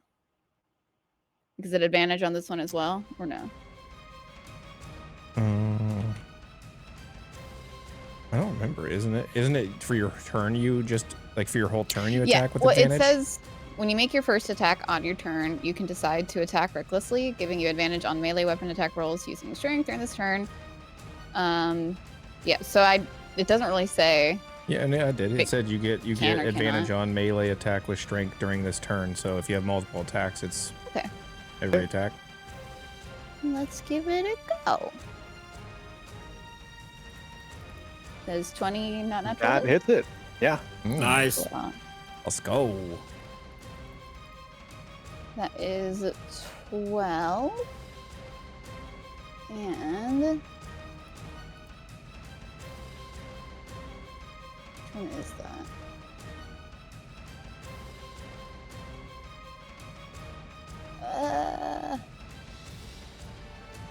What is the thing that you can add on the first? Oh, Divine Fury. That's where it is.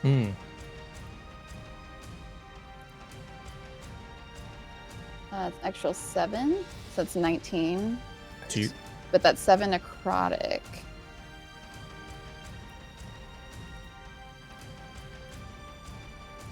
And then I attack again. And I really do just love this visual of Nehebka and Muffy effectively just going through this tree to pop out and just Right? get deep thick into the melee. Smoke clearing a couple of embers from the fireball. Whoa! There it is! Who am I? Look at all these. What are you talking about? Ones in combat. You've done nothing Oh, but yeah. roll 20s. Hi. This campaign. Oh, Kyle. Oh, God. That's heckin' gory. I've been through a lot of pain. Oh my goodness. This is my redemption arc. You are wailing on this Warforged figure. I am. You know, like it had raised its arm up to shoot off a flare, and then out of nowhere, Muffy appears, battle cry, paintbrush out, beating the hell out of this thing. No chance for it to actually get any sort of reprieve. It is looking So, ruined. because I hit it with a critical Yeah. and I'm slasher, hmm it's got reduced 10 feet of speed. And now its legs are busted. Knees Yeah. broke. They can't go for those toes, but we can go for theirs. Remember that, everybody. Can't go for our toes, but we can go for yours. Yeah. Um, What? That's the with slasher, right? They always get less than 10 feet if you hit them. Or Oh, But is it? the crit Bare minimum. gives them a disadvantage on attack rolls because they're Yes. like- oh, then that's it. Then yes, reduce speed, but What's they it- also get the disadvantage on attack rolls. what do they call it? On Like, all attack rolls. Yeah, was it like grievously wounded or something? Yes, they are grievously wounded. Okie dokie. Hell yeah. Okay, that's the end of my turn, I think. Hell yeah. Unless, no, you said he's kind of sour right now. I'll leave it. In turn. Okay, as we move next, it is now Grim's turn. And I think just, if you all are cool with this, because I had made the mistake of sort of applying initiative to every tiny, like, sort of like grunt, I'm just going to change this to when the leaders move, their little minions move. Is that okay? Yeah, I was saying, if you want, you can also like delete the grunts. Just at least most of the grunts, so they don't take up the order. But yeah. And in the end, you're the DM. If You're you tell us you're- to drop you're dead, God that's the end of the here. game. Okay. Well, That sucks, yeah. but all right, I disagree. Hey, by the way, Gund suddenly is now the hero of the story. Well, fuck you, I quit. No, We sorry, don't that like one can't be real. Like, Yeah, no, we can't do that. Okay, cool. So right now we're going to have, let me clear out some of these initiatives real fast. Grim moves into action. He looks at you, Grimnar, and says, "That was a hell of a fireball, man. Love what you're doing there." just stay out of my Why- way. Yeah, couldn't you have done that the first time? Would have saved me and my red caps a lot of trouble. You will. I mean, you could see the toll it takes as he holds up his burning hands, like they're still kind of like his fingertips are still on fire. He's like, Not somebody asking for seconds before they finish their first plate. Get out of here. So the red caps and Grim are gonna move over to where they heard the war horn come from. I don't think he's got the range on it. I'm gonna check if he has Is that the the one range that on I'm hitting? That fired off that shot to cause that war horn to come? Yes. Yeah. Oh, okay. Yeah. You saw the dude that was firing off the signal flare, and you were like, "Not him. Not today. Not again." That's right. Do I actually have the range? I might. And if we do, this would be a really cool little thing. Oh, I'm worried. If I click on this in the compendium, does it just... No, okay, it doesn't. Do we have 150 feet? We have 150 feet. Then Grim is going to...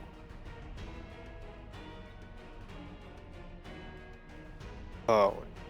Maybe. Yeah. I think I can do this without hitting Muffy.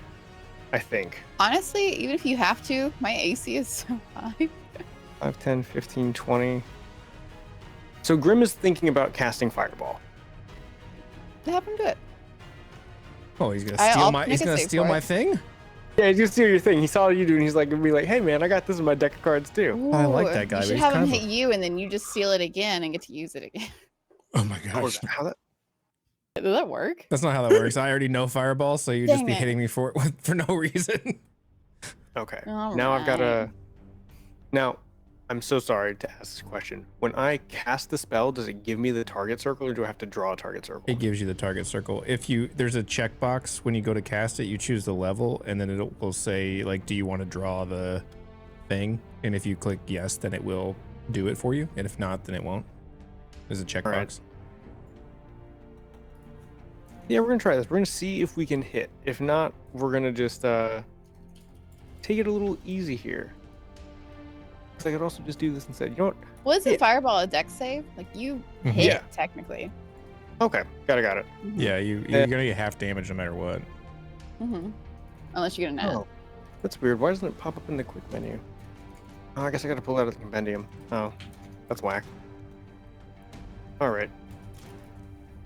Mr. Irontooth, you just fire off. What if you fireballed in the Hepka? Would you just turn to glass? Not with Wow, fire. that's the question, isn't it? Hmm. Wait I till mean, yes, but not like not. That's a maybe. Don't worry, you got a witch bolt coming. Hit me. Straight through her. Hit Oh, me. so we gotta And figure then out. it turns into shards of glass. That's what I was thinking. We gotta figure out some flavor. combo moves. I'm not going to reveal anything, but hitting me is fine. And then let me paint it. It's stained glass, but that's now filled with whatever element I just put on it. Exactly. We didn't. Chad doesn't know that we just named ourselves Team Stained Glass a couple weeks Yes, ago. we are. Yeah. Oh, they did Yeah, that. yeah. Right. It was Okay. it was off Cast stream. spell. Place measured template. I have lost connection. What? To Foundry. Yeah, hang on, let me do it. Yeah, just refresh. You're good, you're good. Do your thing. Something said. Oh no, that would hit Nehebka. Oh wait, no, that'll work. That's within 150 feet, and it will not touch Nehebka or Muffy. Boom. Fireball. Wow. Because even though you're in that little red thing, you're not in that blue circle, Nehebka. So. Oh wow, funny. So And it's then- spicy. DC 13, dexterity saving throw. Are you sure you don't want to use this massive spell on more of them? I don't mind being hit. Because this is a juicy spell. Yeah, for one, that does feel. Unless they can't get closer. If they can't get closer, do it. But Oh yeah, if that's like your range. then Fireball's I got understand. what was it? 150. Yeah, he's got a 150 range. Unless he's got like spell sniper or something, because then it's double. doubt he does. I mean, you all can also. So part of this is you all can tell him what to do and what not to do. If Yeah, you're hit like, me. no, save it. I'm the throw Joker that- here. Throw that Hit shit me. back here then. Okay. Or yeah, I'll you, do you can get more. Can I? Oh, Back that that fireball up. You get the the template. yeah. You get it here. You can like this. If you push it up one, you'll still hit him. There you go, and I'm still out. There we go. Okay. Very cool. Cool. Well, then there we go. That is a really bright template. Holy crap. Yeah, hit those four. Boom. All right, DC 13 saving throws all around. The bolter. Oh, I know the bolter's not gonna make it.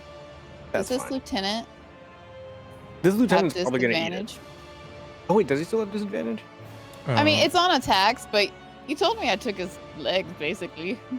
Yeah. He's a little Roleplay busted. wise. that's you're your like, fault he for can't being really a narrative descriptor. That's on You're you. right. What if, like, I put my sword in his foot, and that's why he can't? Mm. Very well. You know what? I like that. I like the flavor of that. I think you've swung out and you've gutted this dude's legs. So, yeah, he's going to be taking damage from this, no matter what. And I'm raging, so, like, I'm big. So she stabs this in, and then she kind of just, like, leans on the hilt. She's like, the fire's hot. As it's in his foot. It's what? Yeah, there it is. Bolter saved. The soldier dies. Is there anybody else underneath here? No, I don't think so. Just the four of them. Oh, wait, just this guy. So with disadvantage, he doesn't even need the disadvantage. He's going to eat it. And then we say damage time. I love the fast buttons in Foundry. Gosh, the fast buttons are so nice. So, oh wow, that hurts everybody. He's dead. He's still- just dead. 32. Skewered. Shit, dude. Kebabbed. The What did he lieutenant roll. explodes. Ugh. The force of the explosion, immediately you feel heat wash on right on your face, Muffy. Metal parts sort of fly around you, dust kicks up around you. There's a minute where the world is sort of suddenly obscured, and there's your ears are ringing just a slight bit, but as soon as you come back to, and there's just a smoldering crater, Lieutenant's gone. The soldier down here, gone. And then the cannon that, or it should be the defender. Yeah. And this defender down here, he looks very, very busted. Barely standing. Cool. And He's that, gonna thumbs up and from then very far away. Grim is going to give you a thumbs up as well. And he's going to look at Grimnar and be like, yeah, how'd you like that one? Pretty cool, right? Did the same thing, you know? It was fine. It was fine. 6 out of 10. All right, well, I got another one. So, I'll try to make that a 10 out of 10. Okay. And that's going to be his turn. Next, let's see. It's going to be the one Warforged soldier who lived. Oh, and then real quick, Mud, how do I get this template out of here? Now that it's Yeah, done? I got it. It's you got to click on the the template tool, which is the second one down on the left, and then you just go in and delete it. Second one down on the left. It looks like Oh, an what, L. tile controls? Yeah. Well, measurement controls. Okay. Cool. Got it. All right. This soldier is going to run up to Nehebka and attempt to swing at you. It is going to use its multi-attack. So first, it's going to swing at you with an arm blade. As it approaches, with malice in its eyes, it breaks out into a sprint, and it continues to say the same thing that every single one of these robots has been saying since the beginning: surrender to the will of the Warmind, as it swings at you. For 13? The sword is absolutely going to contact Nehebka, but just slice right through her. And the sand just repurposes itself. You were saying? The drone here is taken aback. Having fully made contact with Nehebka and having had no visible effect, it swings again. With a natural one. We love it. We love it. The players don't roll nat ones here. It's only the GM that rolls a nat one here. Let's go. Swings again, and yeah. At that point, I think it should self-shut down. I think at that point that's so embarrassing that it should just turn it off. Like, hey, I need to do a Windows update real quick. That was a mistake. That's all that soldier is going to be able to do. We're going to move over to, let's see, it is going to be the cannon down here's turn. Oh, and that should have taken 32 points of damage because it was hidden. There we go. This cannon is going to move up. And how do I move it past Muffy without getting walloped? I don't think I can. I don't think I'm able to do that. So, Muffy, a cannon gets into range of you. That's okay. It's going to move up 30 feet, so it'll be right about there. And then do you want to take an attack of opportunity against? Yes. There's a bear poop in the woods. Hey, you can't ask that. I'm sitting right here. Okay. The bear. Oh man, why'd you jinx this earlier? Arnari! But you said we no. can't roll Why? nat ones. Because Yeah, I was so- trying to be so- a good... No, But but you you said said- we can't, so that means that doesn't count. You're so clear with your words. I was so clear with my instructions. I was so evocative with You my said Not can't. hit me You with the said nat can't. one. It's about time I get stopped. Nah, we'll don't call it a comeback. Don't call it a comeback. You go to swing at this cannon, and you can see all of the glowing munitions on the back. You can see that one of them is loaded in and ready to go, ready to fire off. This thing is mostly almost a similar design to the transport that you all took here. It has a wheeled back limb, two seemingly like large, sort of like three-fingered arms that help to stabilize it and drag it forward, and then this large gaping sort of like dragonoid, sort of like troll-esque mouth. Some very large, seemingly metallic parody of like an underdark creature of war here. As you miss, it's going to continue on with its last two little steps, and then we're going to see if it takes a fire or takes a shot at. It can hit a knee, but I think in this case it's going to shoot Trisavin and her squad here. Oop. Seeing that there is such a juicy target on the table. I mean, look at them ankles. Ooh. Slide the leg up. Look at how they're See my perfectly ankle? crossed. Usability, place measure template. Yep, it's going to hit all of them. Blam. I Oof. hold on. Is that a like a to hit, or is it a It It's a- fires an it's a save. explosive bolt, and they all have to make a save, make a or save? explode. Okay, never mind then. Counterspell anyway. Counter Yeah, spell. right. All right, what do I have to do here? I was Dexterity gonna 15? shield, but they gotta have it to hit for that. Does Trisavin make it? Ooh. No, Trisavin does not make it. Wolf. On this Tiziana. Sorry. And then does the guard make it? The guard makes it, that'd be funny. No, not at all. So this entire team is going to take 18 points of damage.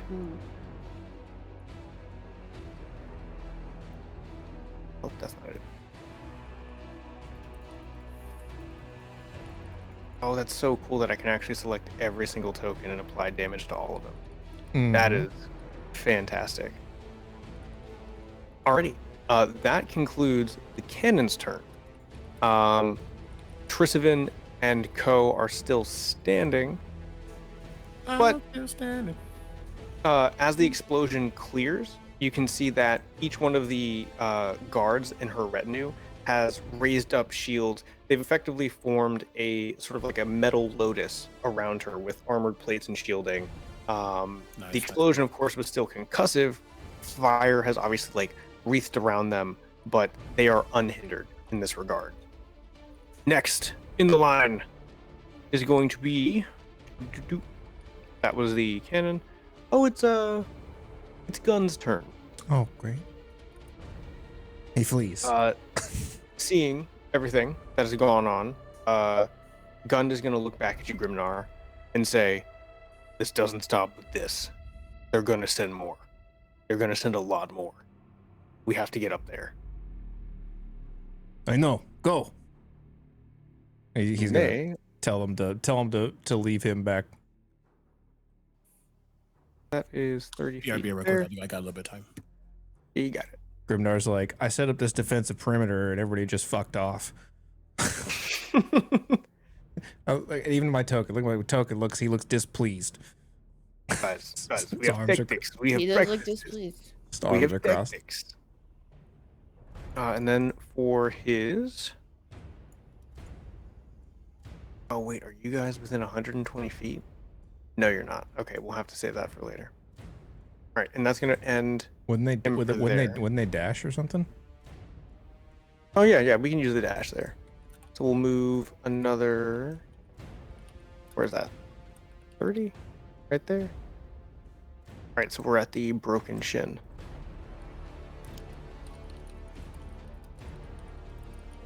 Seeing that Trisavin has just been hit with an artillery shell, they are rushing to also reinforce her as best as they can. That is going to take us to the... That is going to end this round of combat. Congratulations, everybody. We got their The one. is still here. We've made it. We were number one. The way you're pausing after round one makes me concerned. Yeah, because now the Titans are here. Mm-hmm. Oh, That's what I was thinking. I love that show. I was like, sounds like token management to me.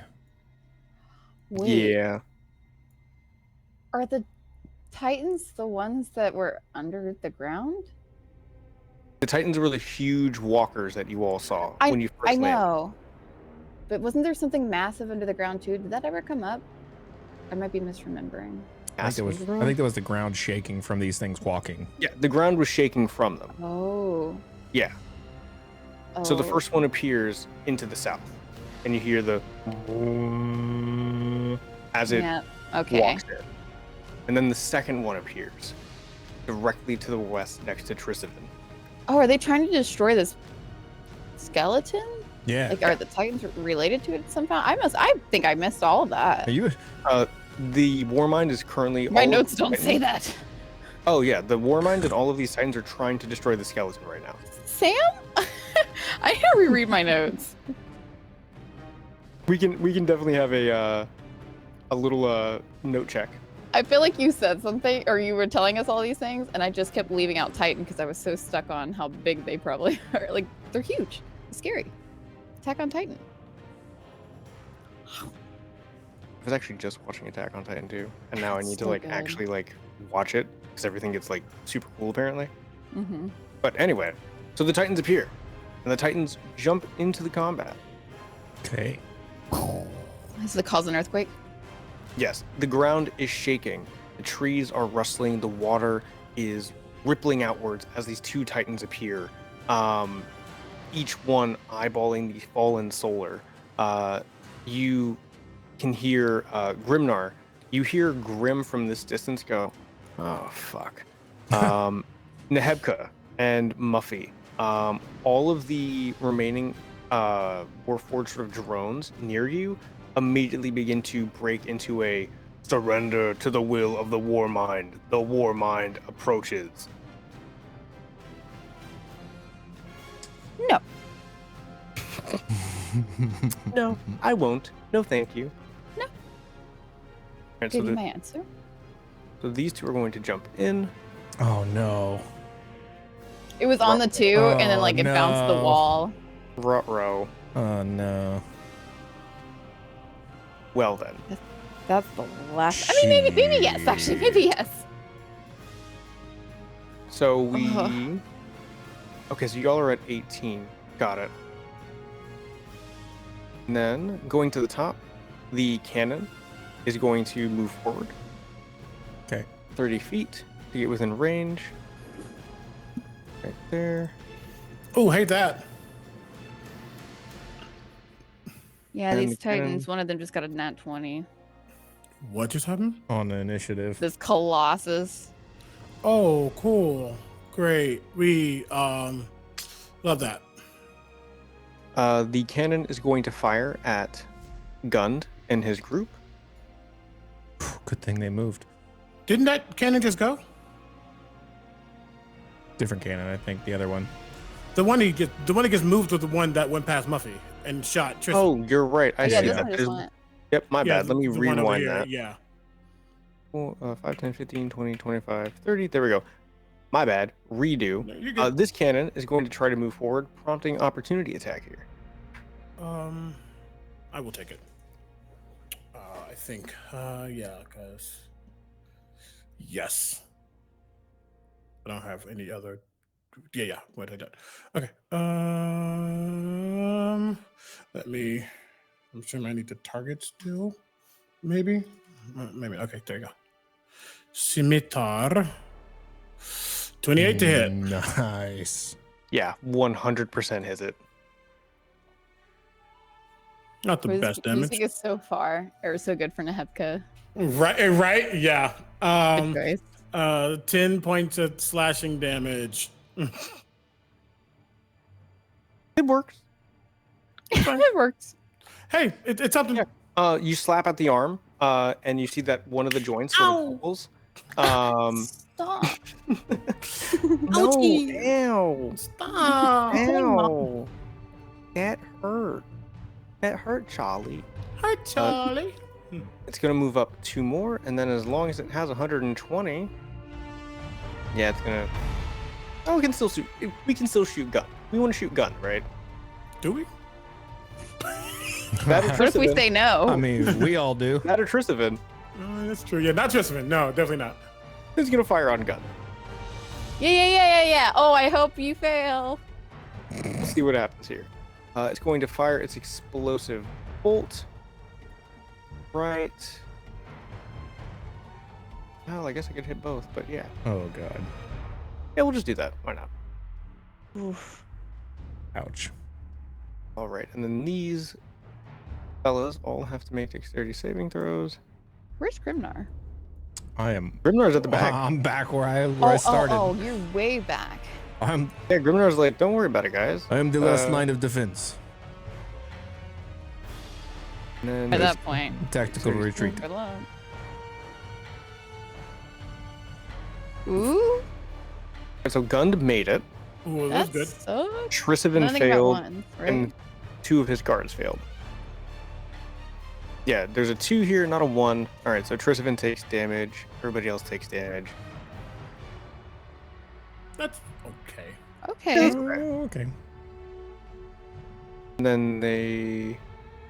Yeah, and then it should apply half damage, I hope. Should.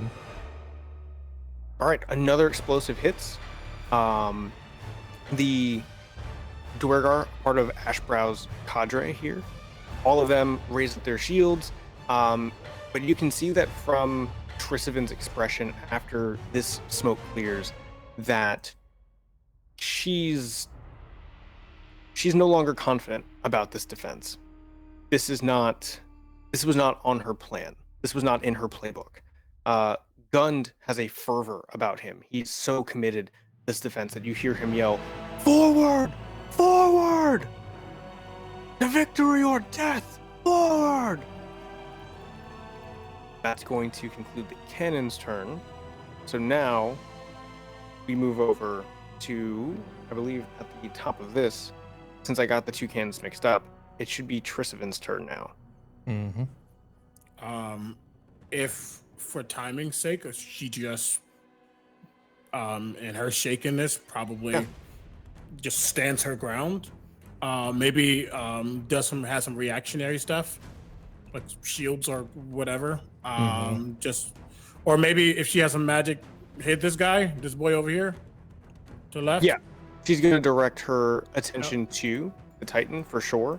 Yeah. But there is a flash that crosses her face here. She mutters to herself, "This isn't gonna work." And some of her guards say to her, "My lady?" She says, "This isn't gonna work. We have to take the warhead and we have to get it out of here. Quick. Go talk to the bear. Tell him to get the warhead. Tell him to get his people out of here." And the three drow say, "As you wish, or as you will." The two drow down here closest are going to run forward so that they can get within earshot of Nehebka and Muffy. And they are going to shout out, "Pull back! Pull back for now! Closer to the waist!" She's gonna make eye contact with Nehebka as more of a nod of, "Did you hear that?" Yeah, she'll look back and confused. Well, here. Yeah. She would start to run back. And then the other one is going to do the same thing with Grimnar. It's going to run up to you, Grimnar, and say, "Oh yeah, he'll make it. He'll be like pretty much right there." He's going to say to you, "The War Mistress has commanded that you and your allies take the warhead and depart from this battlefield."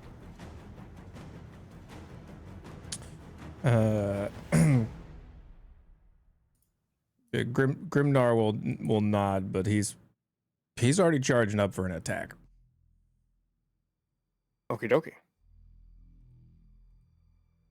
And with that, Trisivin is going to direct all of her attention onto the Titan. She's going to measure out. Trisivin is going to cast. Yeah, that'll work. She's going to try to blind it here. Actually, no, she'll just throw out lightning bolt. Trissivin's going to cast lightning bolt on this thing. Lightning bolt. Lightning bolt, lightning bolt, lightning bolt, lightning bolt. Magic missile, magic missile. There it is.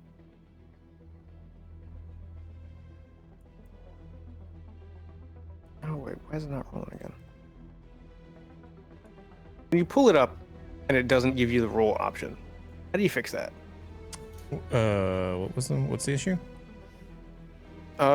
Lightning bolt is not giving me like a roll option like from the spell list. Is it on her sheet? I have it right. Oh, I see. It's not actually listed as an action. That's what ended up happening. It's in like the spell casting tab, and it doesn't actually like pull up like as like a spell that you can shoot out. An action. Yeah. Yeah. That's fine. For now, then, we will go ahead. At least for the time being, she's going to go ahead and try to blind this giant titan here, and throw up some obscuration. Go for a little darkness. at least to keep the Titan from killing everybody immediately. Within 15 feet. Boom, for now.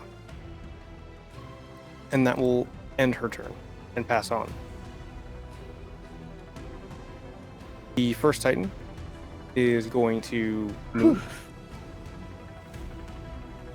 And it's going to start moving directly towards Trisavin here.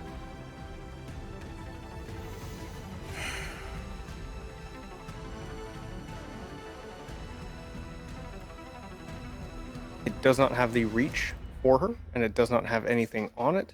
So for now, she is at least safe. But now, it goes to Grimnar.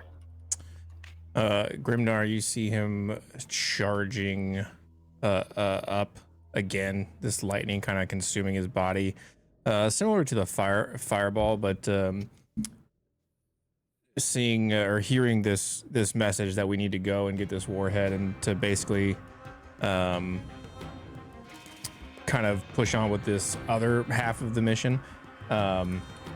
He starts to charge up with lightning, and he looks at Triss with this Titan there, but then he kind of considers it as a target. But then he looks at Muffy and Nehebka, who also have a giant Titan bearing down on them, who also need to presumably come this way to help us get that warhead. And so to kind of cover them, he is going to once again kind of be charging with lightning, and it's concentrated. It's actually now like falling from the sky and hitting his hands even, as his hands and his arms begin to glow with this kind of white hot intensity.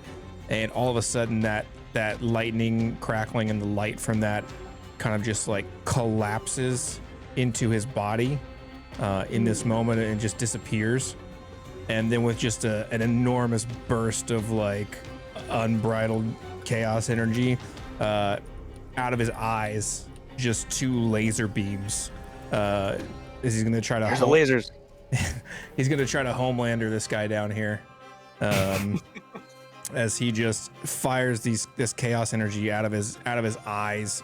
As I'm casting Roltham's psychic lance, and I'm gonna heighten this one. I'm gonna heighten this one too. So he's gonna have disadvantage on this save. We got to make a 19 intelligence saving throw with disadvantage. And what was the target? The Titan? The Titan at the bottom, yeah. Intelligence saving throw. I mean, this thing is not smart at all. Disadvantage. All right, there it is. With its -2. All right, let's roll it again then. With disadvantage. Get that in that one. Okay. No, not this time. But hey, it's still a -2. That is -2. So it's going to take all of this damage. Plus, it hasn't attacked yet, so it's going to take this as well. 27 plus 4. That's 27 plus plus 4. That's 31 points of damage, and it is incapacitated until my turn. Whoa. Okay. It's psychic damage, so if that matters, but it does not have any resistance towards psychic damage whatsoever. So it is completely incapacitated until the start of my next turn. Gotcha. As so I just laser beam this thing with lightning energy. You see the lightning crackle around its joints, crackle through its eye sockets as it begins to stutter, and you hear it go as it crumbles to the ground, as it collapses. I would also say that for the purpose of anybody trying to hit this thing, it is in an effect prone right now. It collapses. You see dust toss up into the air. You hear everybody around you begin to shout as one of the Titans goes down. But then you all hear more noise in the distance. More war horns.